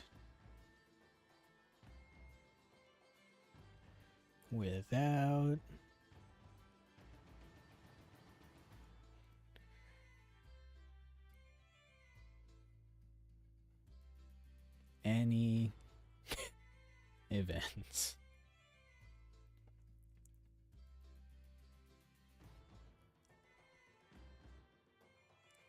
Upon waking up from the inn the party was provided,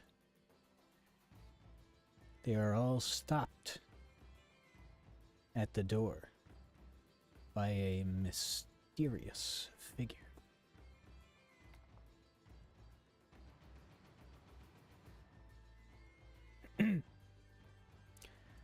Come with me. I'll pay up front. I'll pay half up front. The figure says, handing them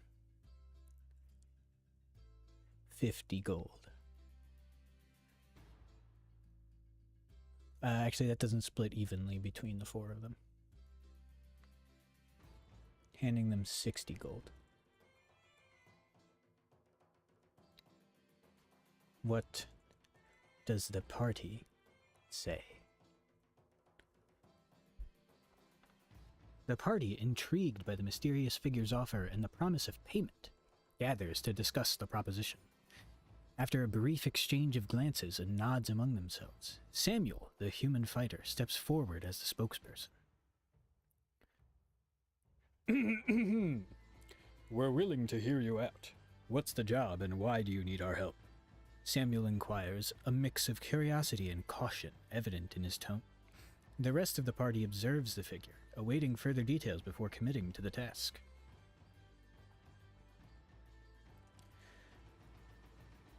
The figure says in a whisper, I heard you encountered some strange beings last night, and that you were hired by the guard.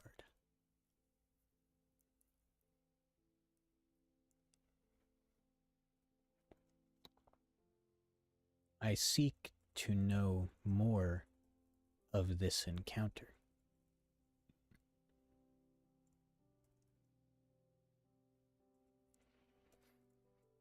and to get to the bottom of it.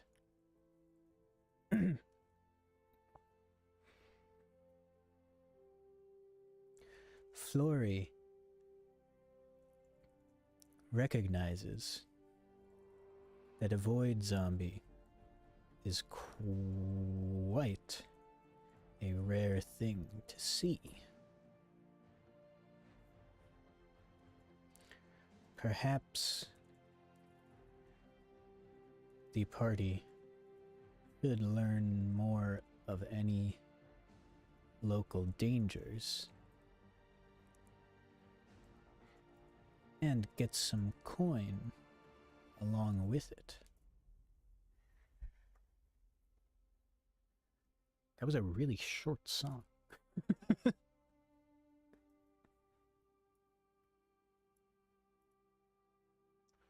The party, considering the potential for more information about the mysterious void zombies and enticed by the prospect of additional coin, thank you for using my phrasing. Hold on, I'm gonna take a drink.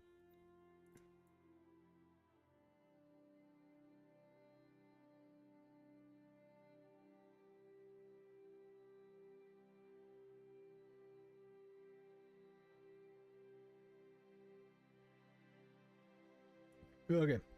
Fuck, I burped before, after I unmuted. I'm sorry.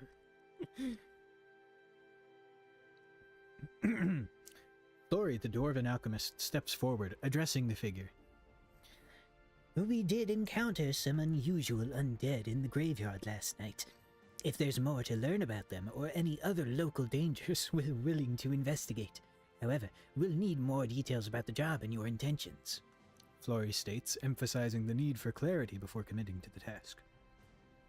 The party awaits further information, eager to learn more about the potential dangers and mysteries that await them in their next venture. Take the coin and follow me if you're taking the job.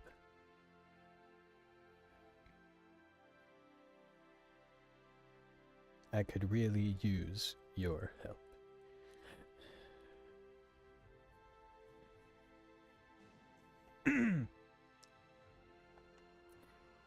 That's called railroading. The party, trusting the mysterious figure enough to accept the initial payment, nods in agreement. Samuel, ever vigilant, gestures for the party to follow as they prepare to embark on this new task. Oh my god. We're in. Lead the way and give us the details on what we're dealing with, Samuel declares, a determined resolve in his voice. With the promise of more information and the prospect of uncovering additional mysteries, the party follows the mysterious figure, ready to face whatever challenges lie ahead. The figure leads them across town to a large house nestled in the port. Nestled beside the port.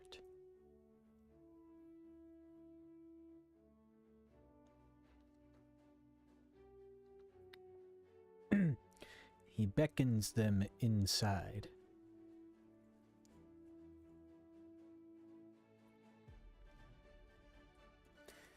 Leaving the door open for them to follow.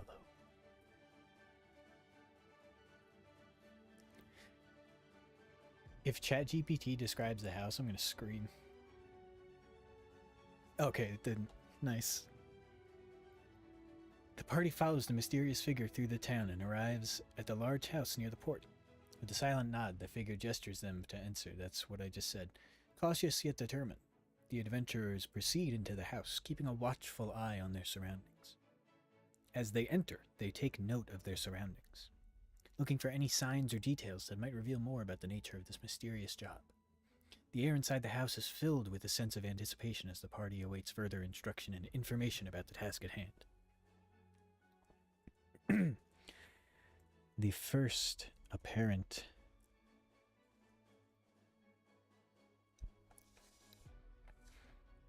have to like reach around my mic and also the camera.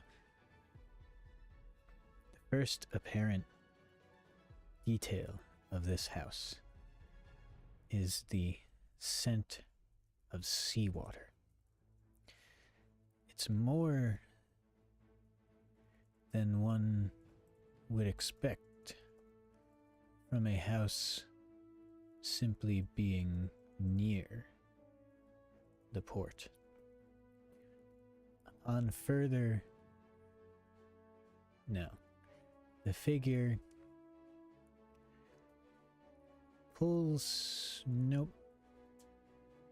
Presses several buttons on a far table, which open up a hole in the floor,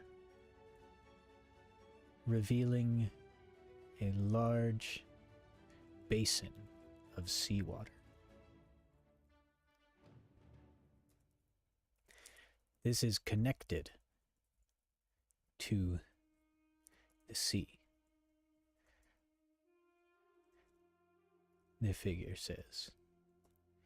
Excuse me. My computer's so far away, I gotta do weird shit.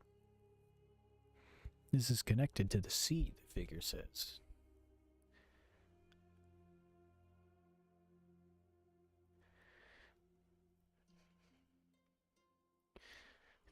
As the party turns their attention to the rest of the room, they see a cluttered mess of books and alchemical research. Formulae on boards that only Flory can decipher.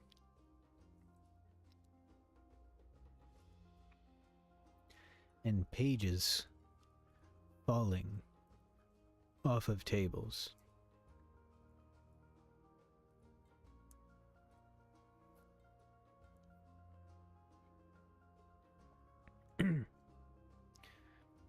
Given your use of seawater against your foes, I take it you figured out the nature of them.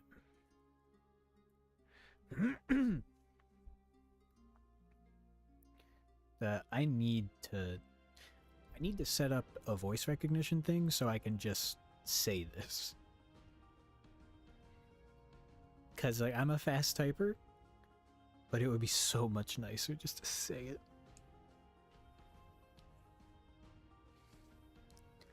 Then again, with how much I like go back on words. The party takes in the unusual surroundings, noting the strong scent of seawater permeating the house. Don't use better words than me, fuck you. As the figure reveals the connection to the sea through the basin of seawater, the party's curiosity deepens. Flory, the dwarven alchemist, takes a keen interest in the cluttered mess of books and alchemical research, recognizing the potential significance of the information written. Flory steps forward, his eyes scanning the formula on the boards and the scattered pages. Seems like you've been trying to make sense of the creatures too. Indeed, seawater was effective against them. What more can you tell us about their nature, and what exactly is it that you need from us? Flory inquires, eager to delve into the mysteries hinted at by the alchemical research.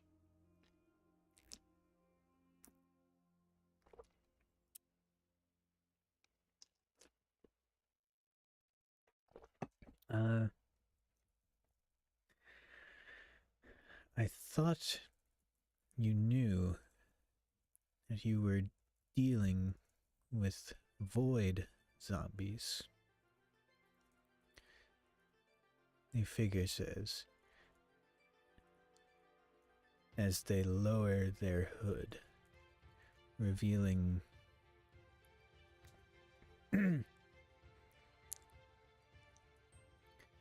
tired eyes, long hair, and haphazard burn scars. And yeah, no, haphazard and strange scars around her face. She seems to be a roughly middle-aged human.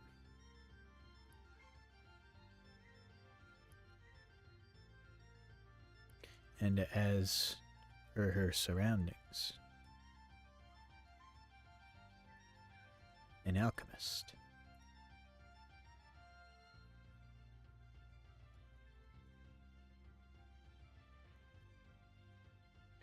But I suppose you figured out their weakness nonetheless.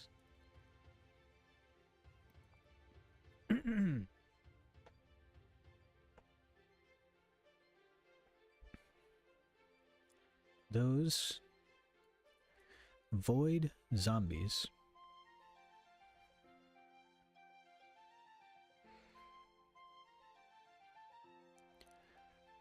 are not your normal. This music does not fit this explanation. Void zombies are not your normal living dead. They may seem like moving corpses, but in reality, they are merely controlled. They are merely puppets of... Ugh, this thing's fucking creepy.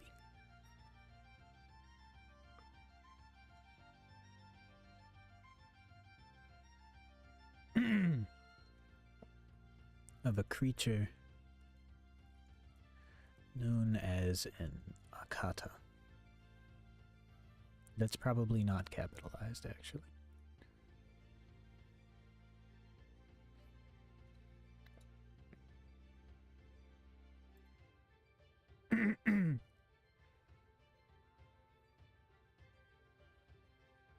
What is a life sense?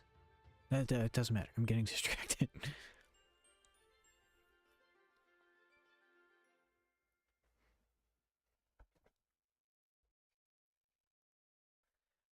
Sorry, I had to reposition myself.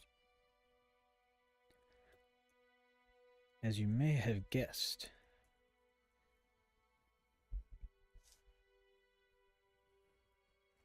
there is very little reason for an Akata to naturally show up in a city like this one.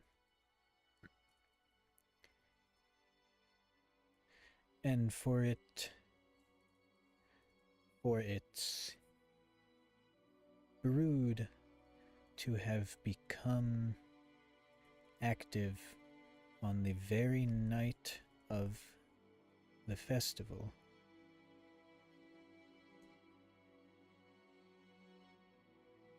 can hardly be considered a coincidence.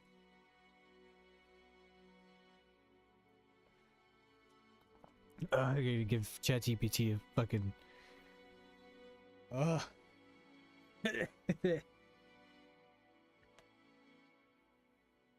Oh god, okay.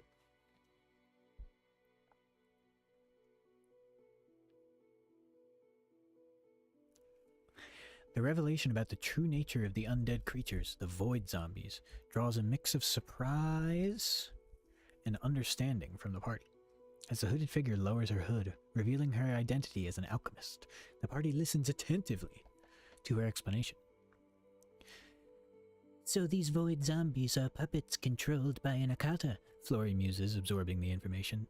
Not your run-of-the-mill undead, that's for sure. What would draw an Akata to a city like this, and why would its brood become active during the festival night? You're just repeating the shit I say. You can't just do that. Like, you're not paying attention. You are just taking what I say and repeating it. Stop it. The party looks to the alchemist, curious about the connection between the Akata and the festival night, and how they can assist in addressing this unexpected threat to the city. They stand ready to uncover the mysteries and face the challenges that lie ahead. The job I'd like to give you is to investigate a large structure about half a day's travel outside of town.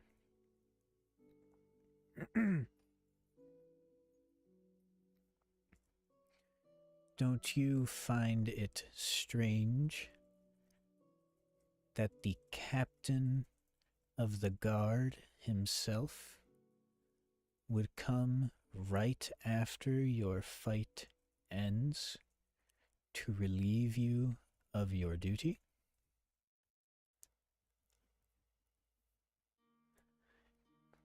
And then it's going to say, it is strange that the captain of the guard came right after the fight ended to relieve us of our duty.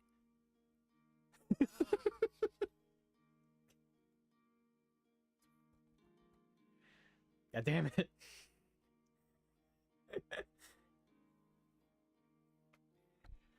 The party, now more intrigued by the mysterious circumstances surrounding their encounter with the void zombies, takes note of the alchemist's observation.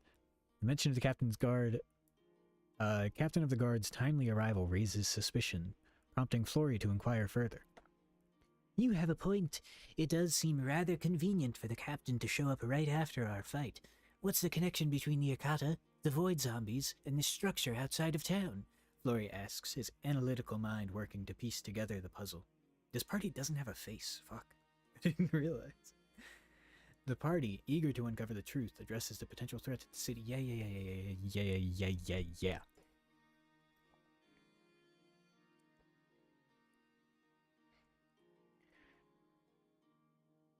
The alchemist says, I believe there to be foul play involved in the research going on in this city.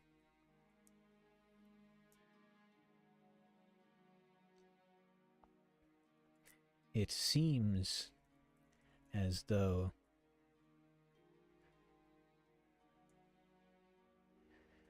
scientists, arcanists, and alchemists alike are disappearing.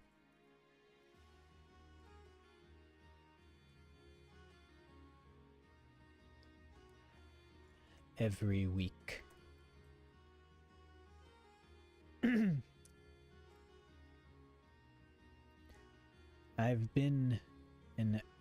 I went to school with many of these alchemists, and I know they would take a job over their ethics.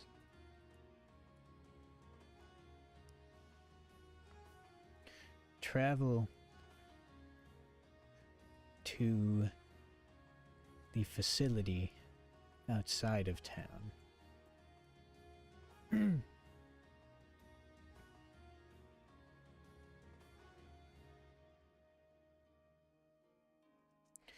Try not to start a fight. I don't think you would win.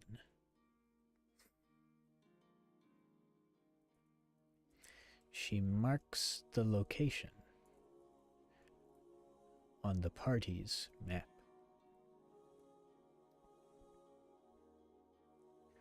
And titles it The cauldron.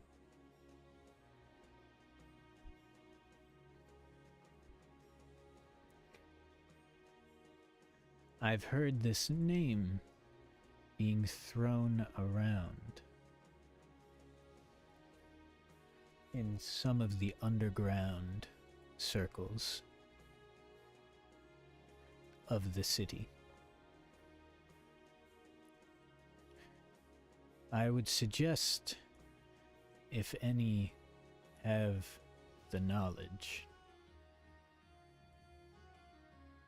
to attempt to gather more information before heading out.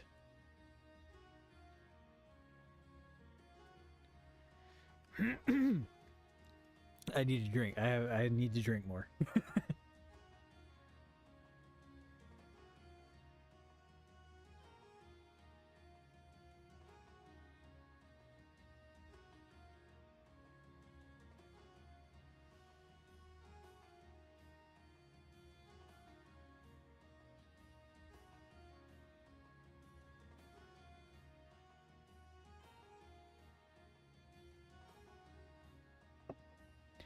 The party absorbs the information provided by the alchemist, understanding the potential dangers and the need for discretion in their investigation.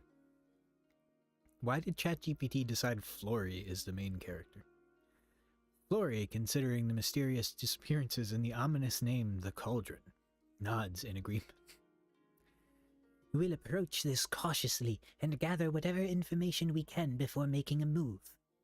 If there's any knowledge to be found around the city, we'll seek it out. Flory declares, and the rest of the party concurs.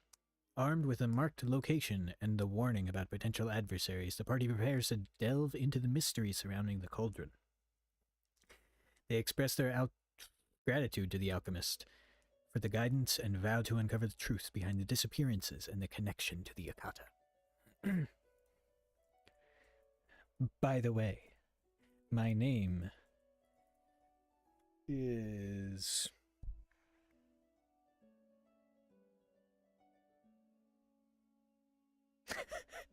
I was thinking celerity, but that's just a word. And then I was thinking celery, and I don't think that's the right thing. But it's just celerity. We're going with celerity.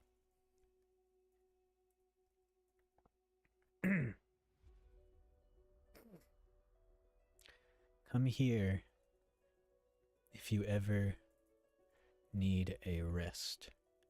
I have lodging for those who assist me.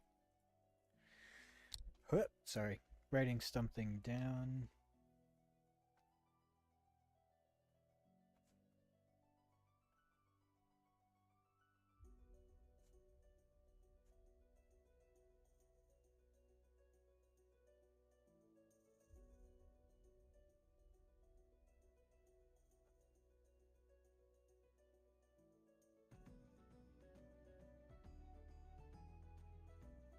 Sorry. Just idea that I want to use.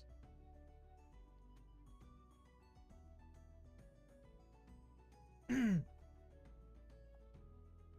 don't even know if this will ever come up. I just think it's a cool idea.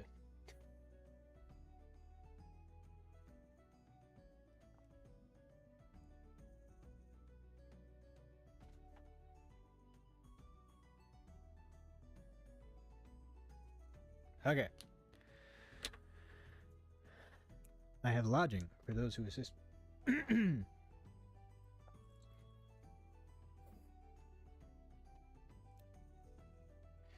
She sees the party off. What will you do? I wonder if ChatGPT will just go straight to the fucking objective. It'd be kind of funny.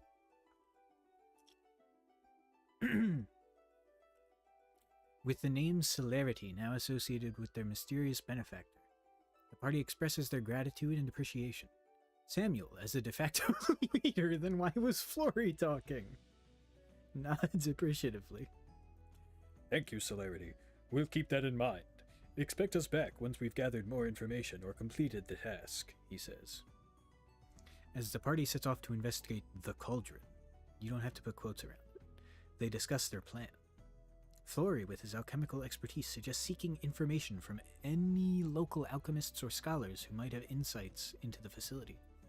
They decide to split up temporarily, gathering information discreetly before reconvening and heading towards the cauldron.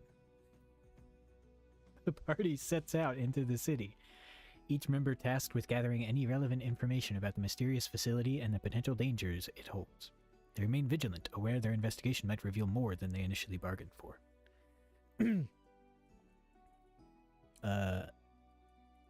Go through each character's actions to gather information. This might generate like 10 paragraphs.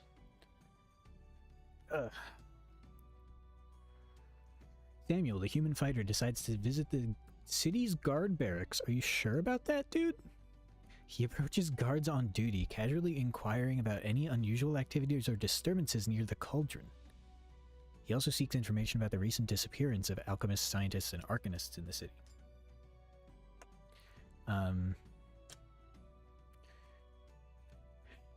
I will respond to each of these individually. Please play the role of the character I respond to until I speak to another character.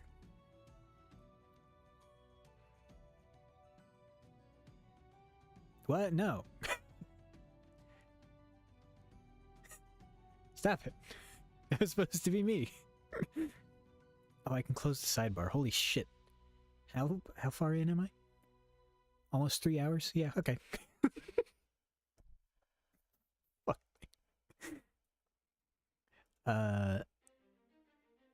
Can I, like, erase this? Bad answer. Fuck. Oh, okay, there we go. Good response.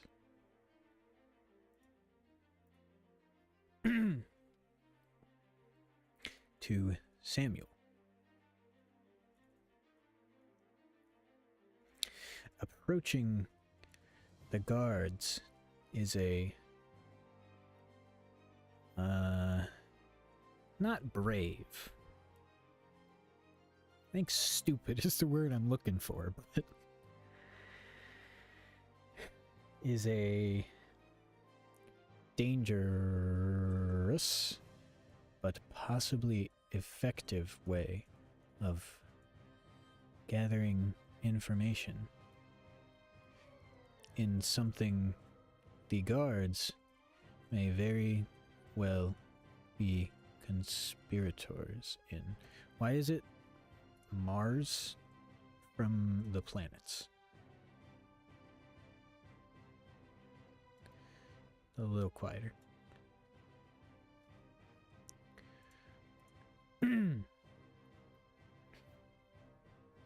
Okay, what does Sam do? As Sam enters the guards' barracks, one guard approaches.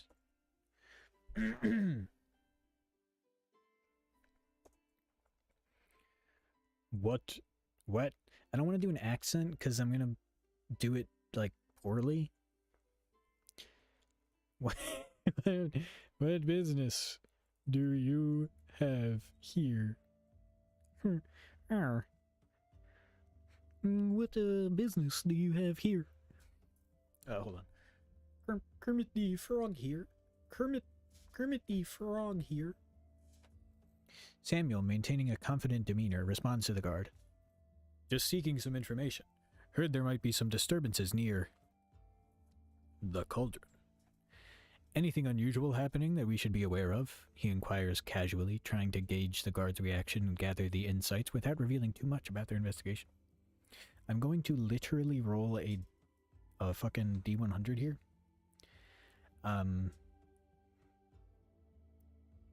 He will have to get 80, 90, 100 to not be talking to a guard that is in on it right now. Oh, so close.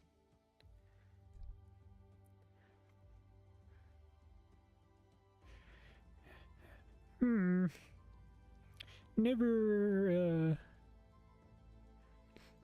heard about it. Maybe check with some witches? The guard laughs. Nervously. Wait. What's your... Oh, you fucking idiot. Sam rolls like shit, dude. The guard laughs nervously.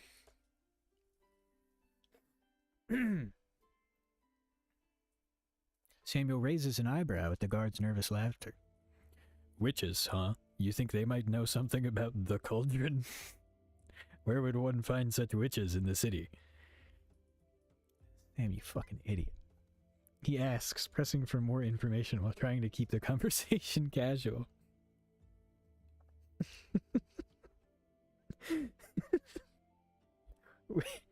Would a player pick up that this is sarcasm?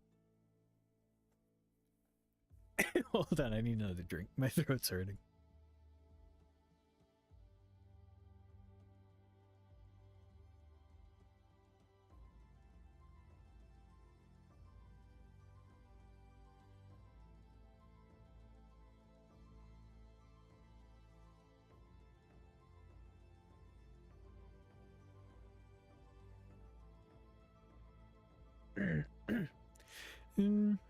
I don't know, buddy. Why don't you check some nearby swamps?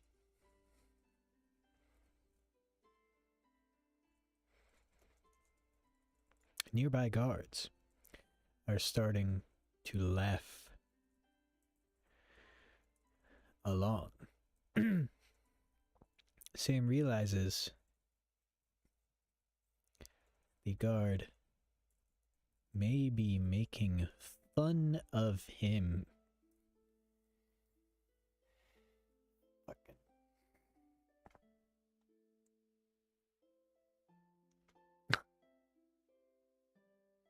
Oh, that's a great one, dude.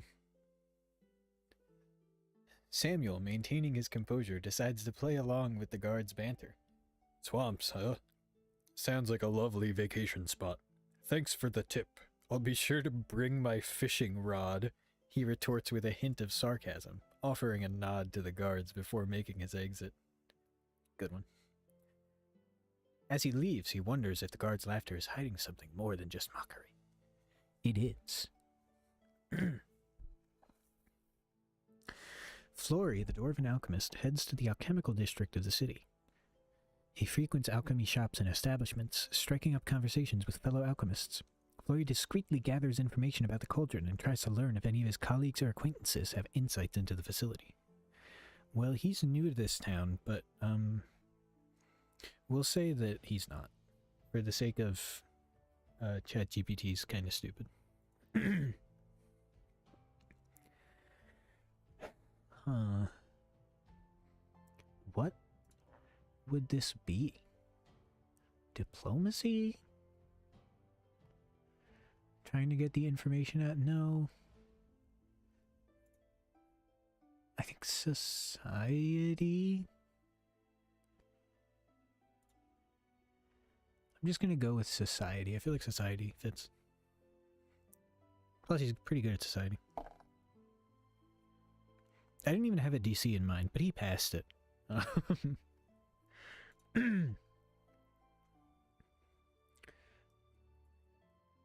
I am now addressing Flory. Oh, let me check just to be sure. Okay, we're good.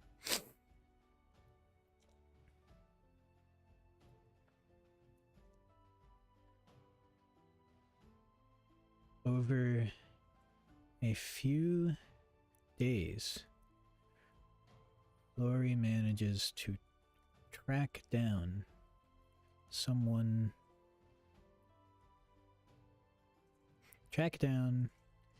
a family member of someone purported to work in the cauldron.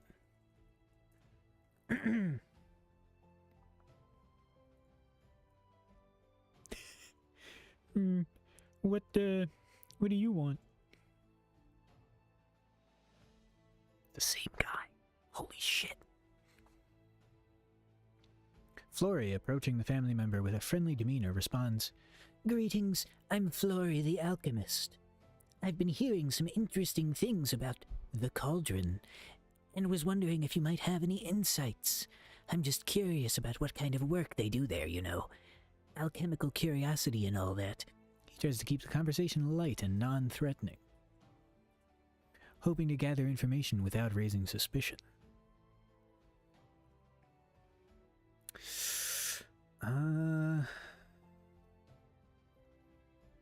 It's not deception, because he's like straight up asking about it. And persuasion doesn't exist in Pathfinder 2e. I guess diplomacy would be the...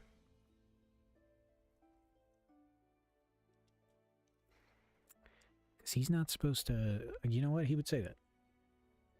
I'm not supposed to talk about it, really. The man responds. The frogman responds. There are frogmen in this game. They're called Gripply. Flory nods understandingly, acknowledging the sensitivity of the topic. I understand. It's just that there have been some concerns lately, and I thought maybe your relative could shed some light. This is the relative.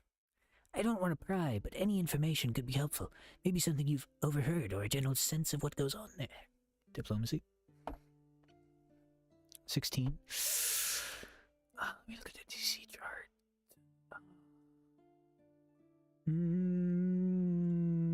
Let me take that.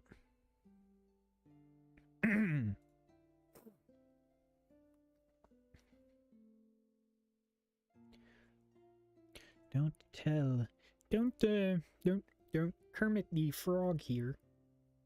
Don't tell anyone that I told you.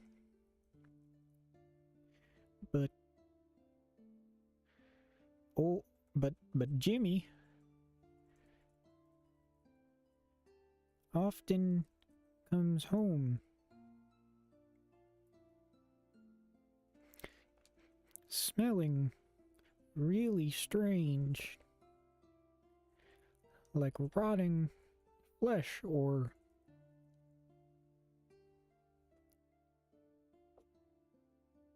worse.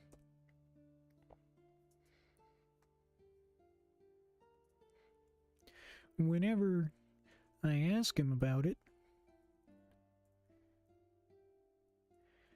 he just says he can't talk about it.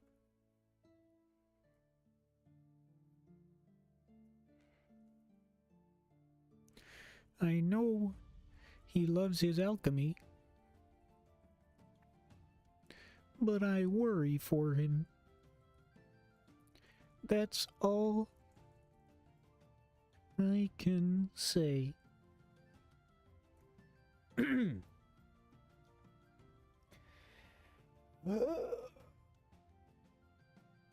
more strength.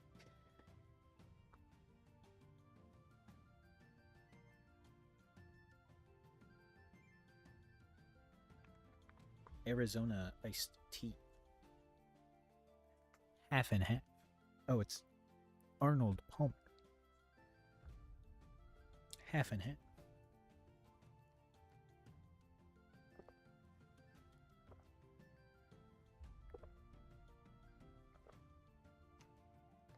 The nectar of the gods.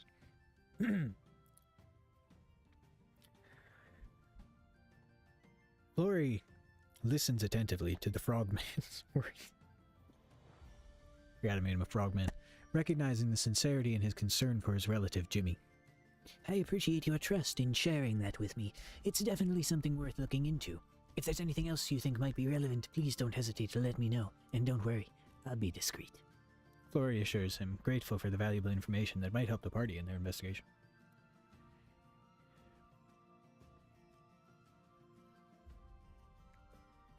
Hala visits the city's libraries and attempts to access any lore or records related to the cauldron.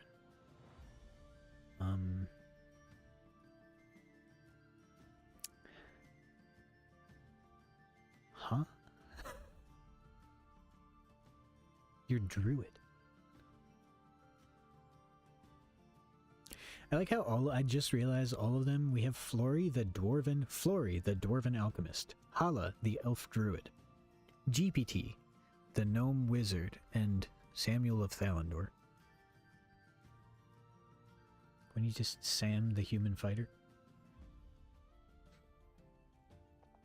Okay, so Hala's going to the library, strangely.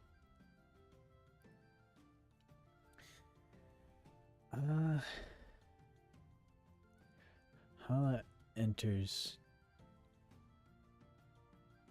I am now addressing Hala. Hala enters the library.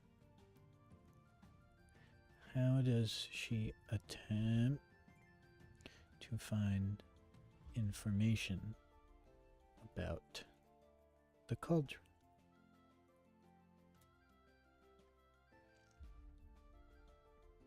Hala, in her quest for information, enters the library with a serene confidence. She approaches the librarian and inquires... I forgot Hala's voice. She hasn't spoken in like 2 hours. Excuse me, I'm interested in learning more about a place called the Cauldron. It seems to be of some significance, and I was wondering if there are any historical records or books that mention it. I'm particularly interested in understanding its purpose and any connections it might have to the city. Hala emphasizes her interest in the historical aspects, hoping to gain access to relevant records or books that might provide insights into the cauldron.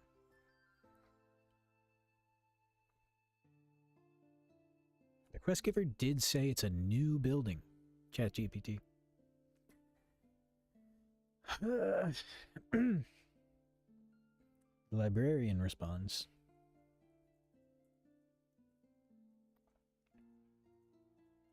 The cauldron?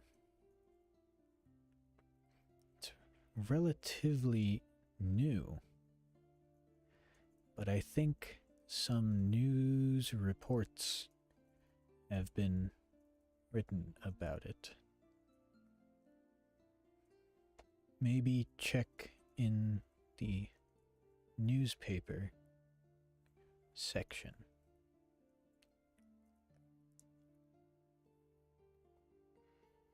I'm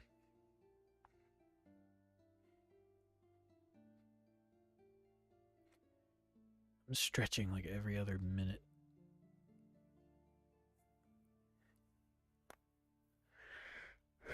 Hala appreciates the librarian's guidance and nods in thanks. Thank you for the information. I'll check the newspaper section for any reports on the cauldron. If there's anything else you think might be useful, please let me know, she says politely before making her way to the newspaper section of the library. Hala hopes to uncover recent articles or reports that might shed light on the mysterious facility and its activities. Oh, let's give Hala a strong reason to want to investigate this. Hala is able to find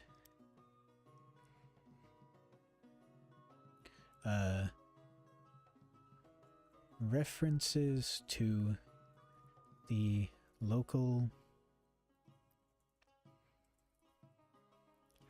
ocean creatures acting Strangely, since the cauldron has been built,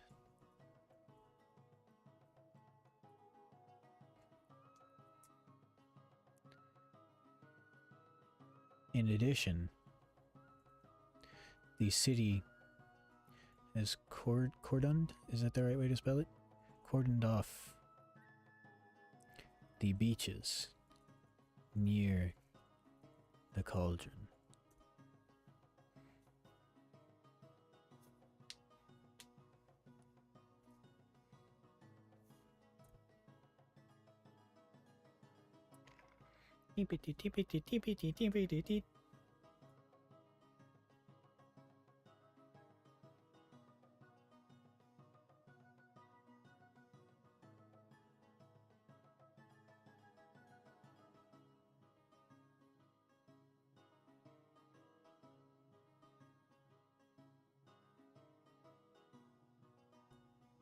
Sorry, drink. Hala, reading through the newspaper reports, takes note of the references to the unusual behavior of local ocean creatures and the city's decision to cordon off beaches near the cauldron. She senses a connection between the disturbance in the natural balance and mysterious facility. Armed with this newfound information, Hala contemplates the potential impact on the sea life and the significance of the beach closures. He decides to share this discovery with the rest of the party, recognizing the importance of understanding the environmental consequences linked to the cauldron.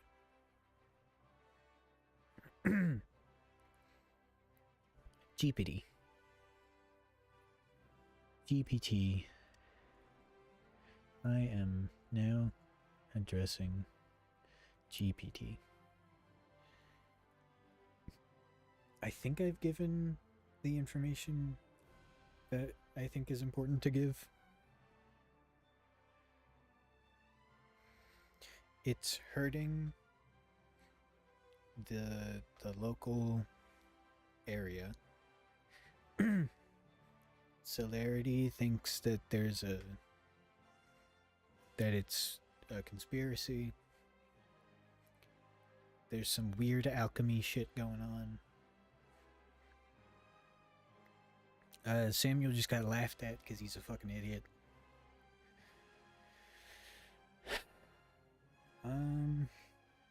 Samuel could have figured something out. I had something in mind, but he's stupid.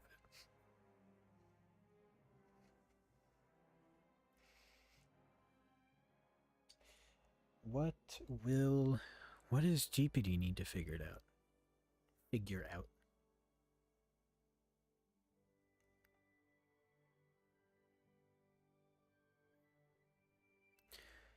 GPT explores the magical district, visiting arcane academies, and scholarly insights.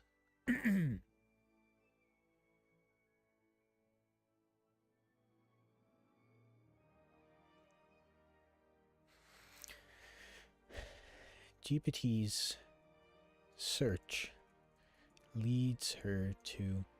It's weird that the wizard isn't casting any spells, huh? Leads her to...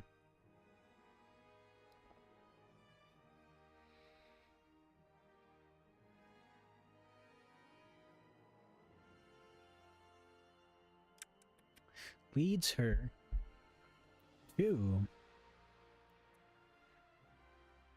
something.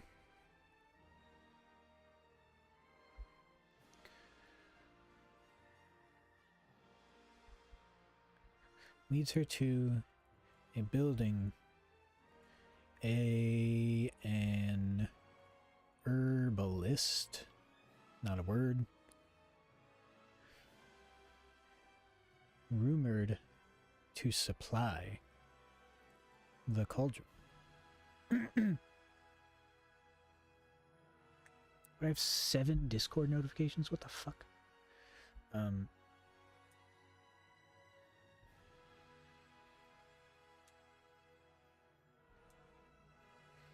Rumored to supply the cauldron.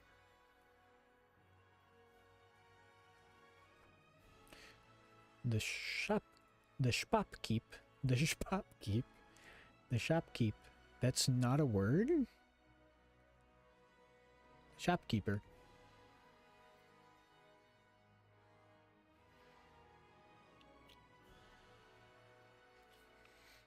Welcomes Jeepity as she enters. What does Jeepity do?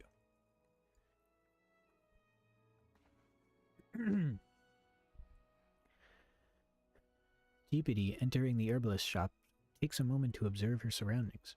She approaches the shopkeeper with a friendly smile and begins browsing the various herbs and potions on display. Hello, I've heard this is the place to find some unique herbs. I'm particularly interested in anything that might be supplied to places like the Cauldron. You know, for some magical experimentation. I feel like GPT has been the closest to actually being subtle about it, but then she fucking ruined it. Do you have any special concoctions or herbs that might catch my interest? GPT inquires, hoping to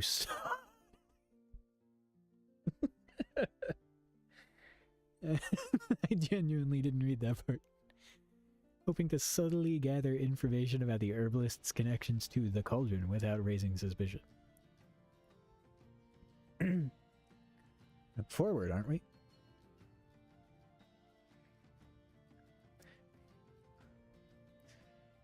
As per city laws, I have to say that I do supply the Cauldron.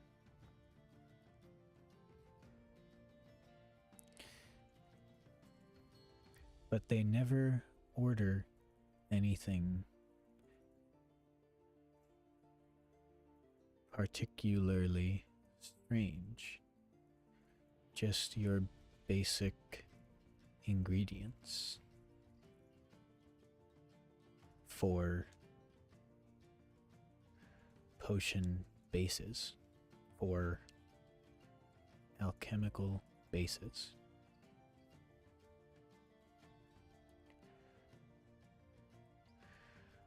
Would you still like to purchase anything? If... Sorry, writing something down.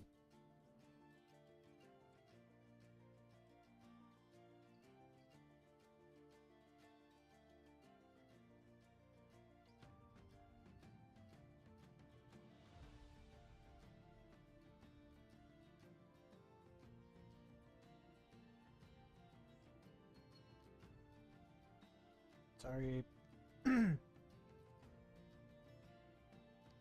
I feel like I don't want to I don't want to reveal story beats. I want to see if ChatGPT can get it. And I also think I want to see, I bet people can get it. I bet you can get it right now.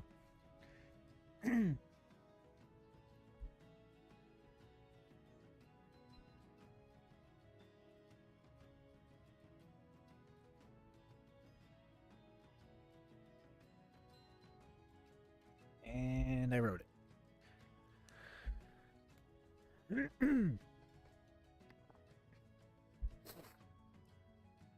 Jeepity maintains her friendly demeanor and nods in understanding. Of course, I respect the rules. Just looking for some ingredients for my own experiments. Maybe you have something rare or interesting that's not typically ordered by the Cauldron? I'm always on the lookout for unique components. I'm telling you, they only order run-of-the-mill things. There's like it's not sense motive. What is it in... Is it like an opposed deception check?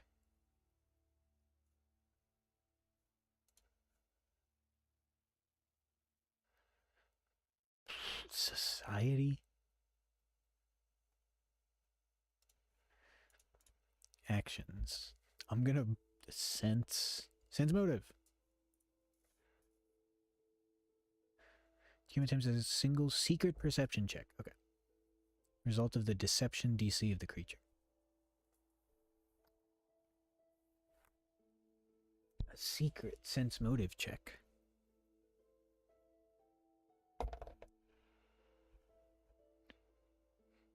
Incredibly lucky.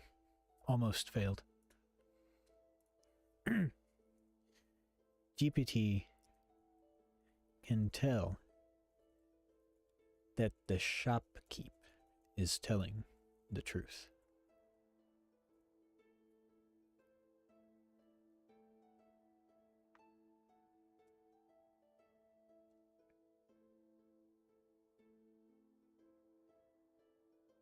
What does she do?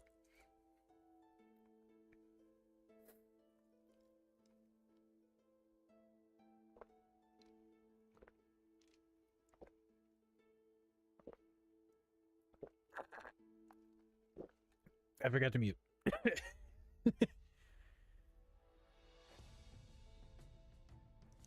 GPT, sensing the sincerity in the shopkeeper's response, decides not to press further on this particular topic. Fair enough. I'll take a look at your regular stock then. Perhaps something will catch my eye, she says with a friendly smile. And GPT proceeds to browse the shop's inventory, keeping an eye out for any mundane ingredients that might be of use in her magical experiments. Weird that the wizard ended up in the magic store. The wizard ended up in the alchemy store, and the alchemist ended up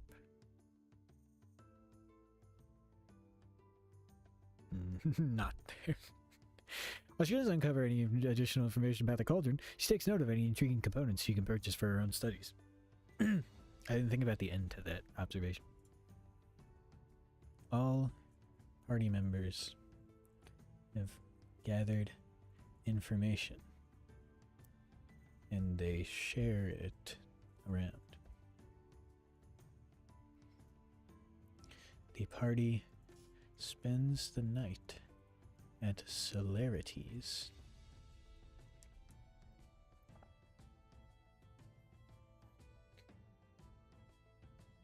Oh, by the way,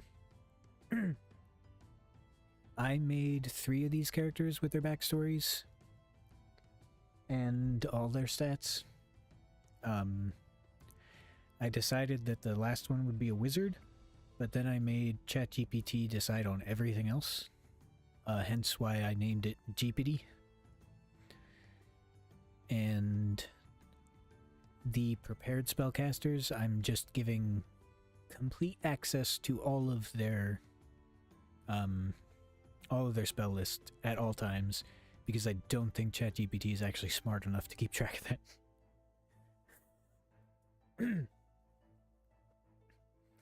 Party spends the night at Celerity's. They regain all spell slots. What will the party do? It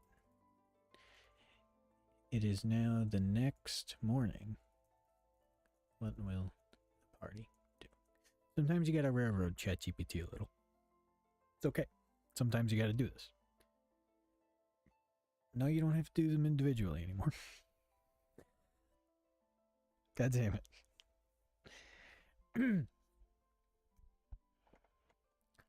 Samuel, having heard about the strange smells associated with the cauldron, suggests the party investigate the facility directly. He proposes a cautious approach, scouting the area and gathering more information before deciding on their course of action. A little contradictory. Florey agrees with Samuel's suggestion and adds that they should be prepared for any alchemical surprises. He proposes bringing some antitoxins and protective gear in case they encounter hazardous substances or creatures. Hala, concerned about the impact on sea life, suggests exploring the beaches near the cauldron. She believes there might be a connection between the disturbances reported in the newspapers and the facility. Split the party. Split the party. Split the party. Hala proposes approaching the investigation from both the land and sea perspectives. Split the party. Split the party. Jeepity, intrigued by the magical experimentation angle, proposes using her arcane knowledge to detect any magical auras or anomalies around the cauldron. She suggests a coordinated approach, combining both magical and mundane investigations to get a comprehensive understanding of the situation. The party, having shared their insights, prepares to embark on their investigation. They discuss their plan in detail, considering the information gathered and the various approaches each member can contribute. The next morning, they set out for the cauldron, ready to uncover the mysteries hidden within its walls.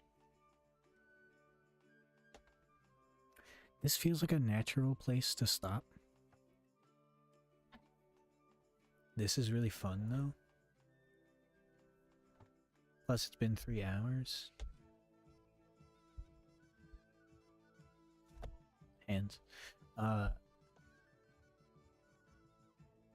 And my voice is getting a little tired. I'll probably stop it here for tonight, but I think I might just do this again Thursday.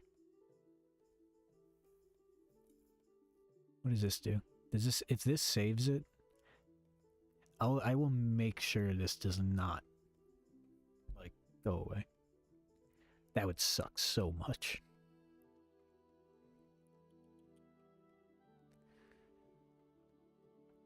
Anyway.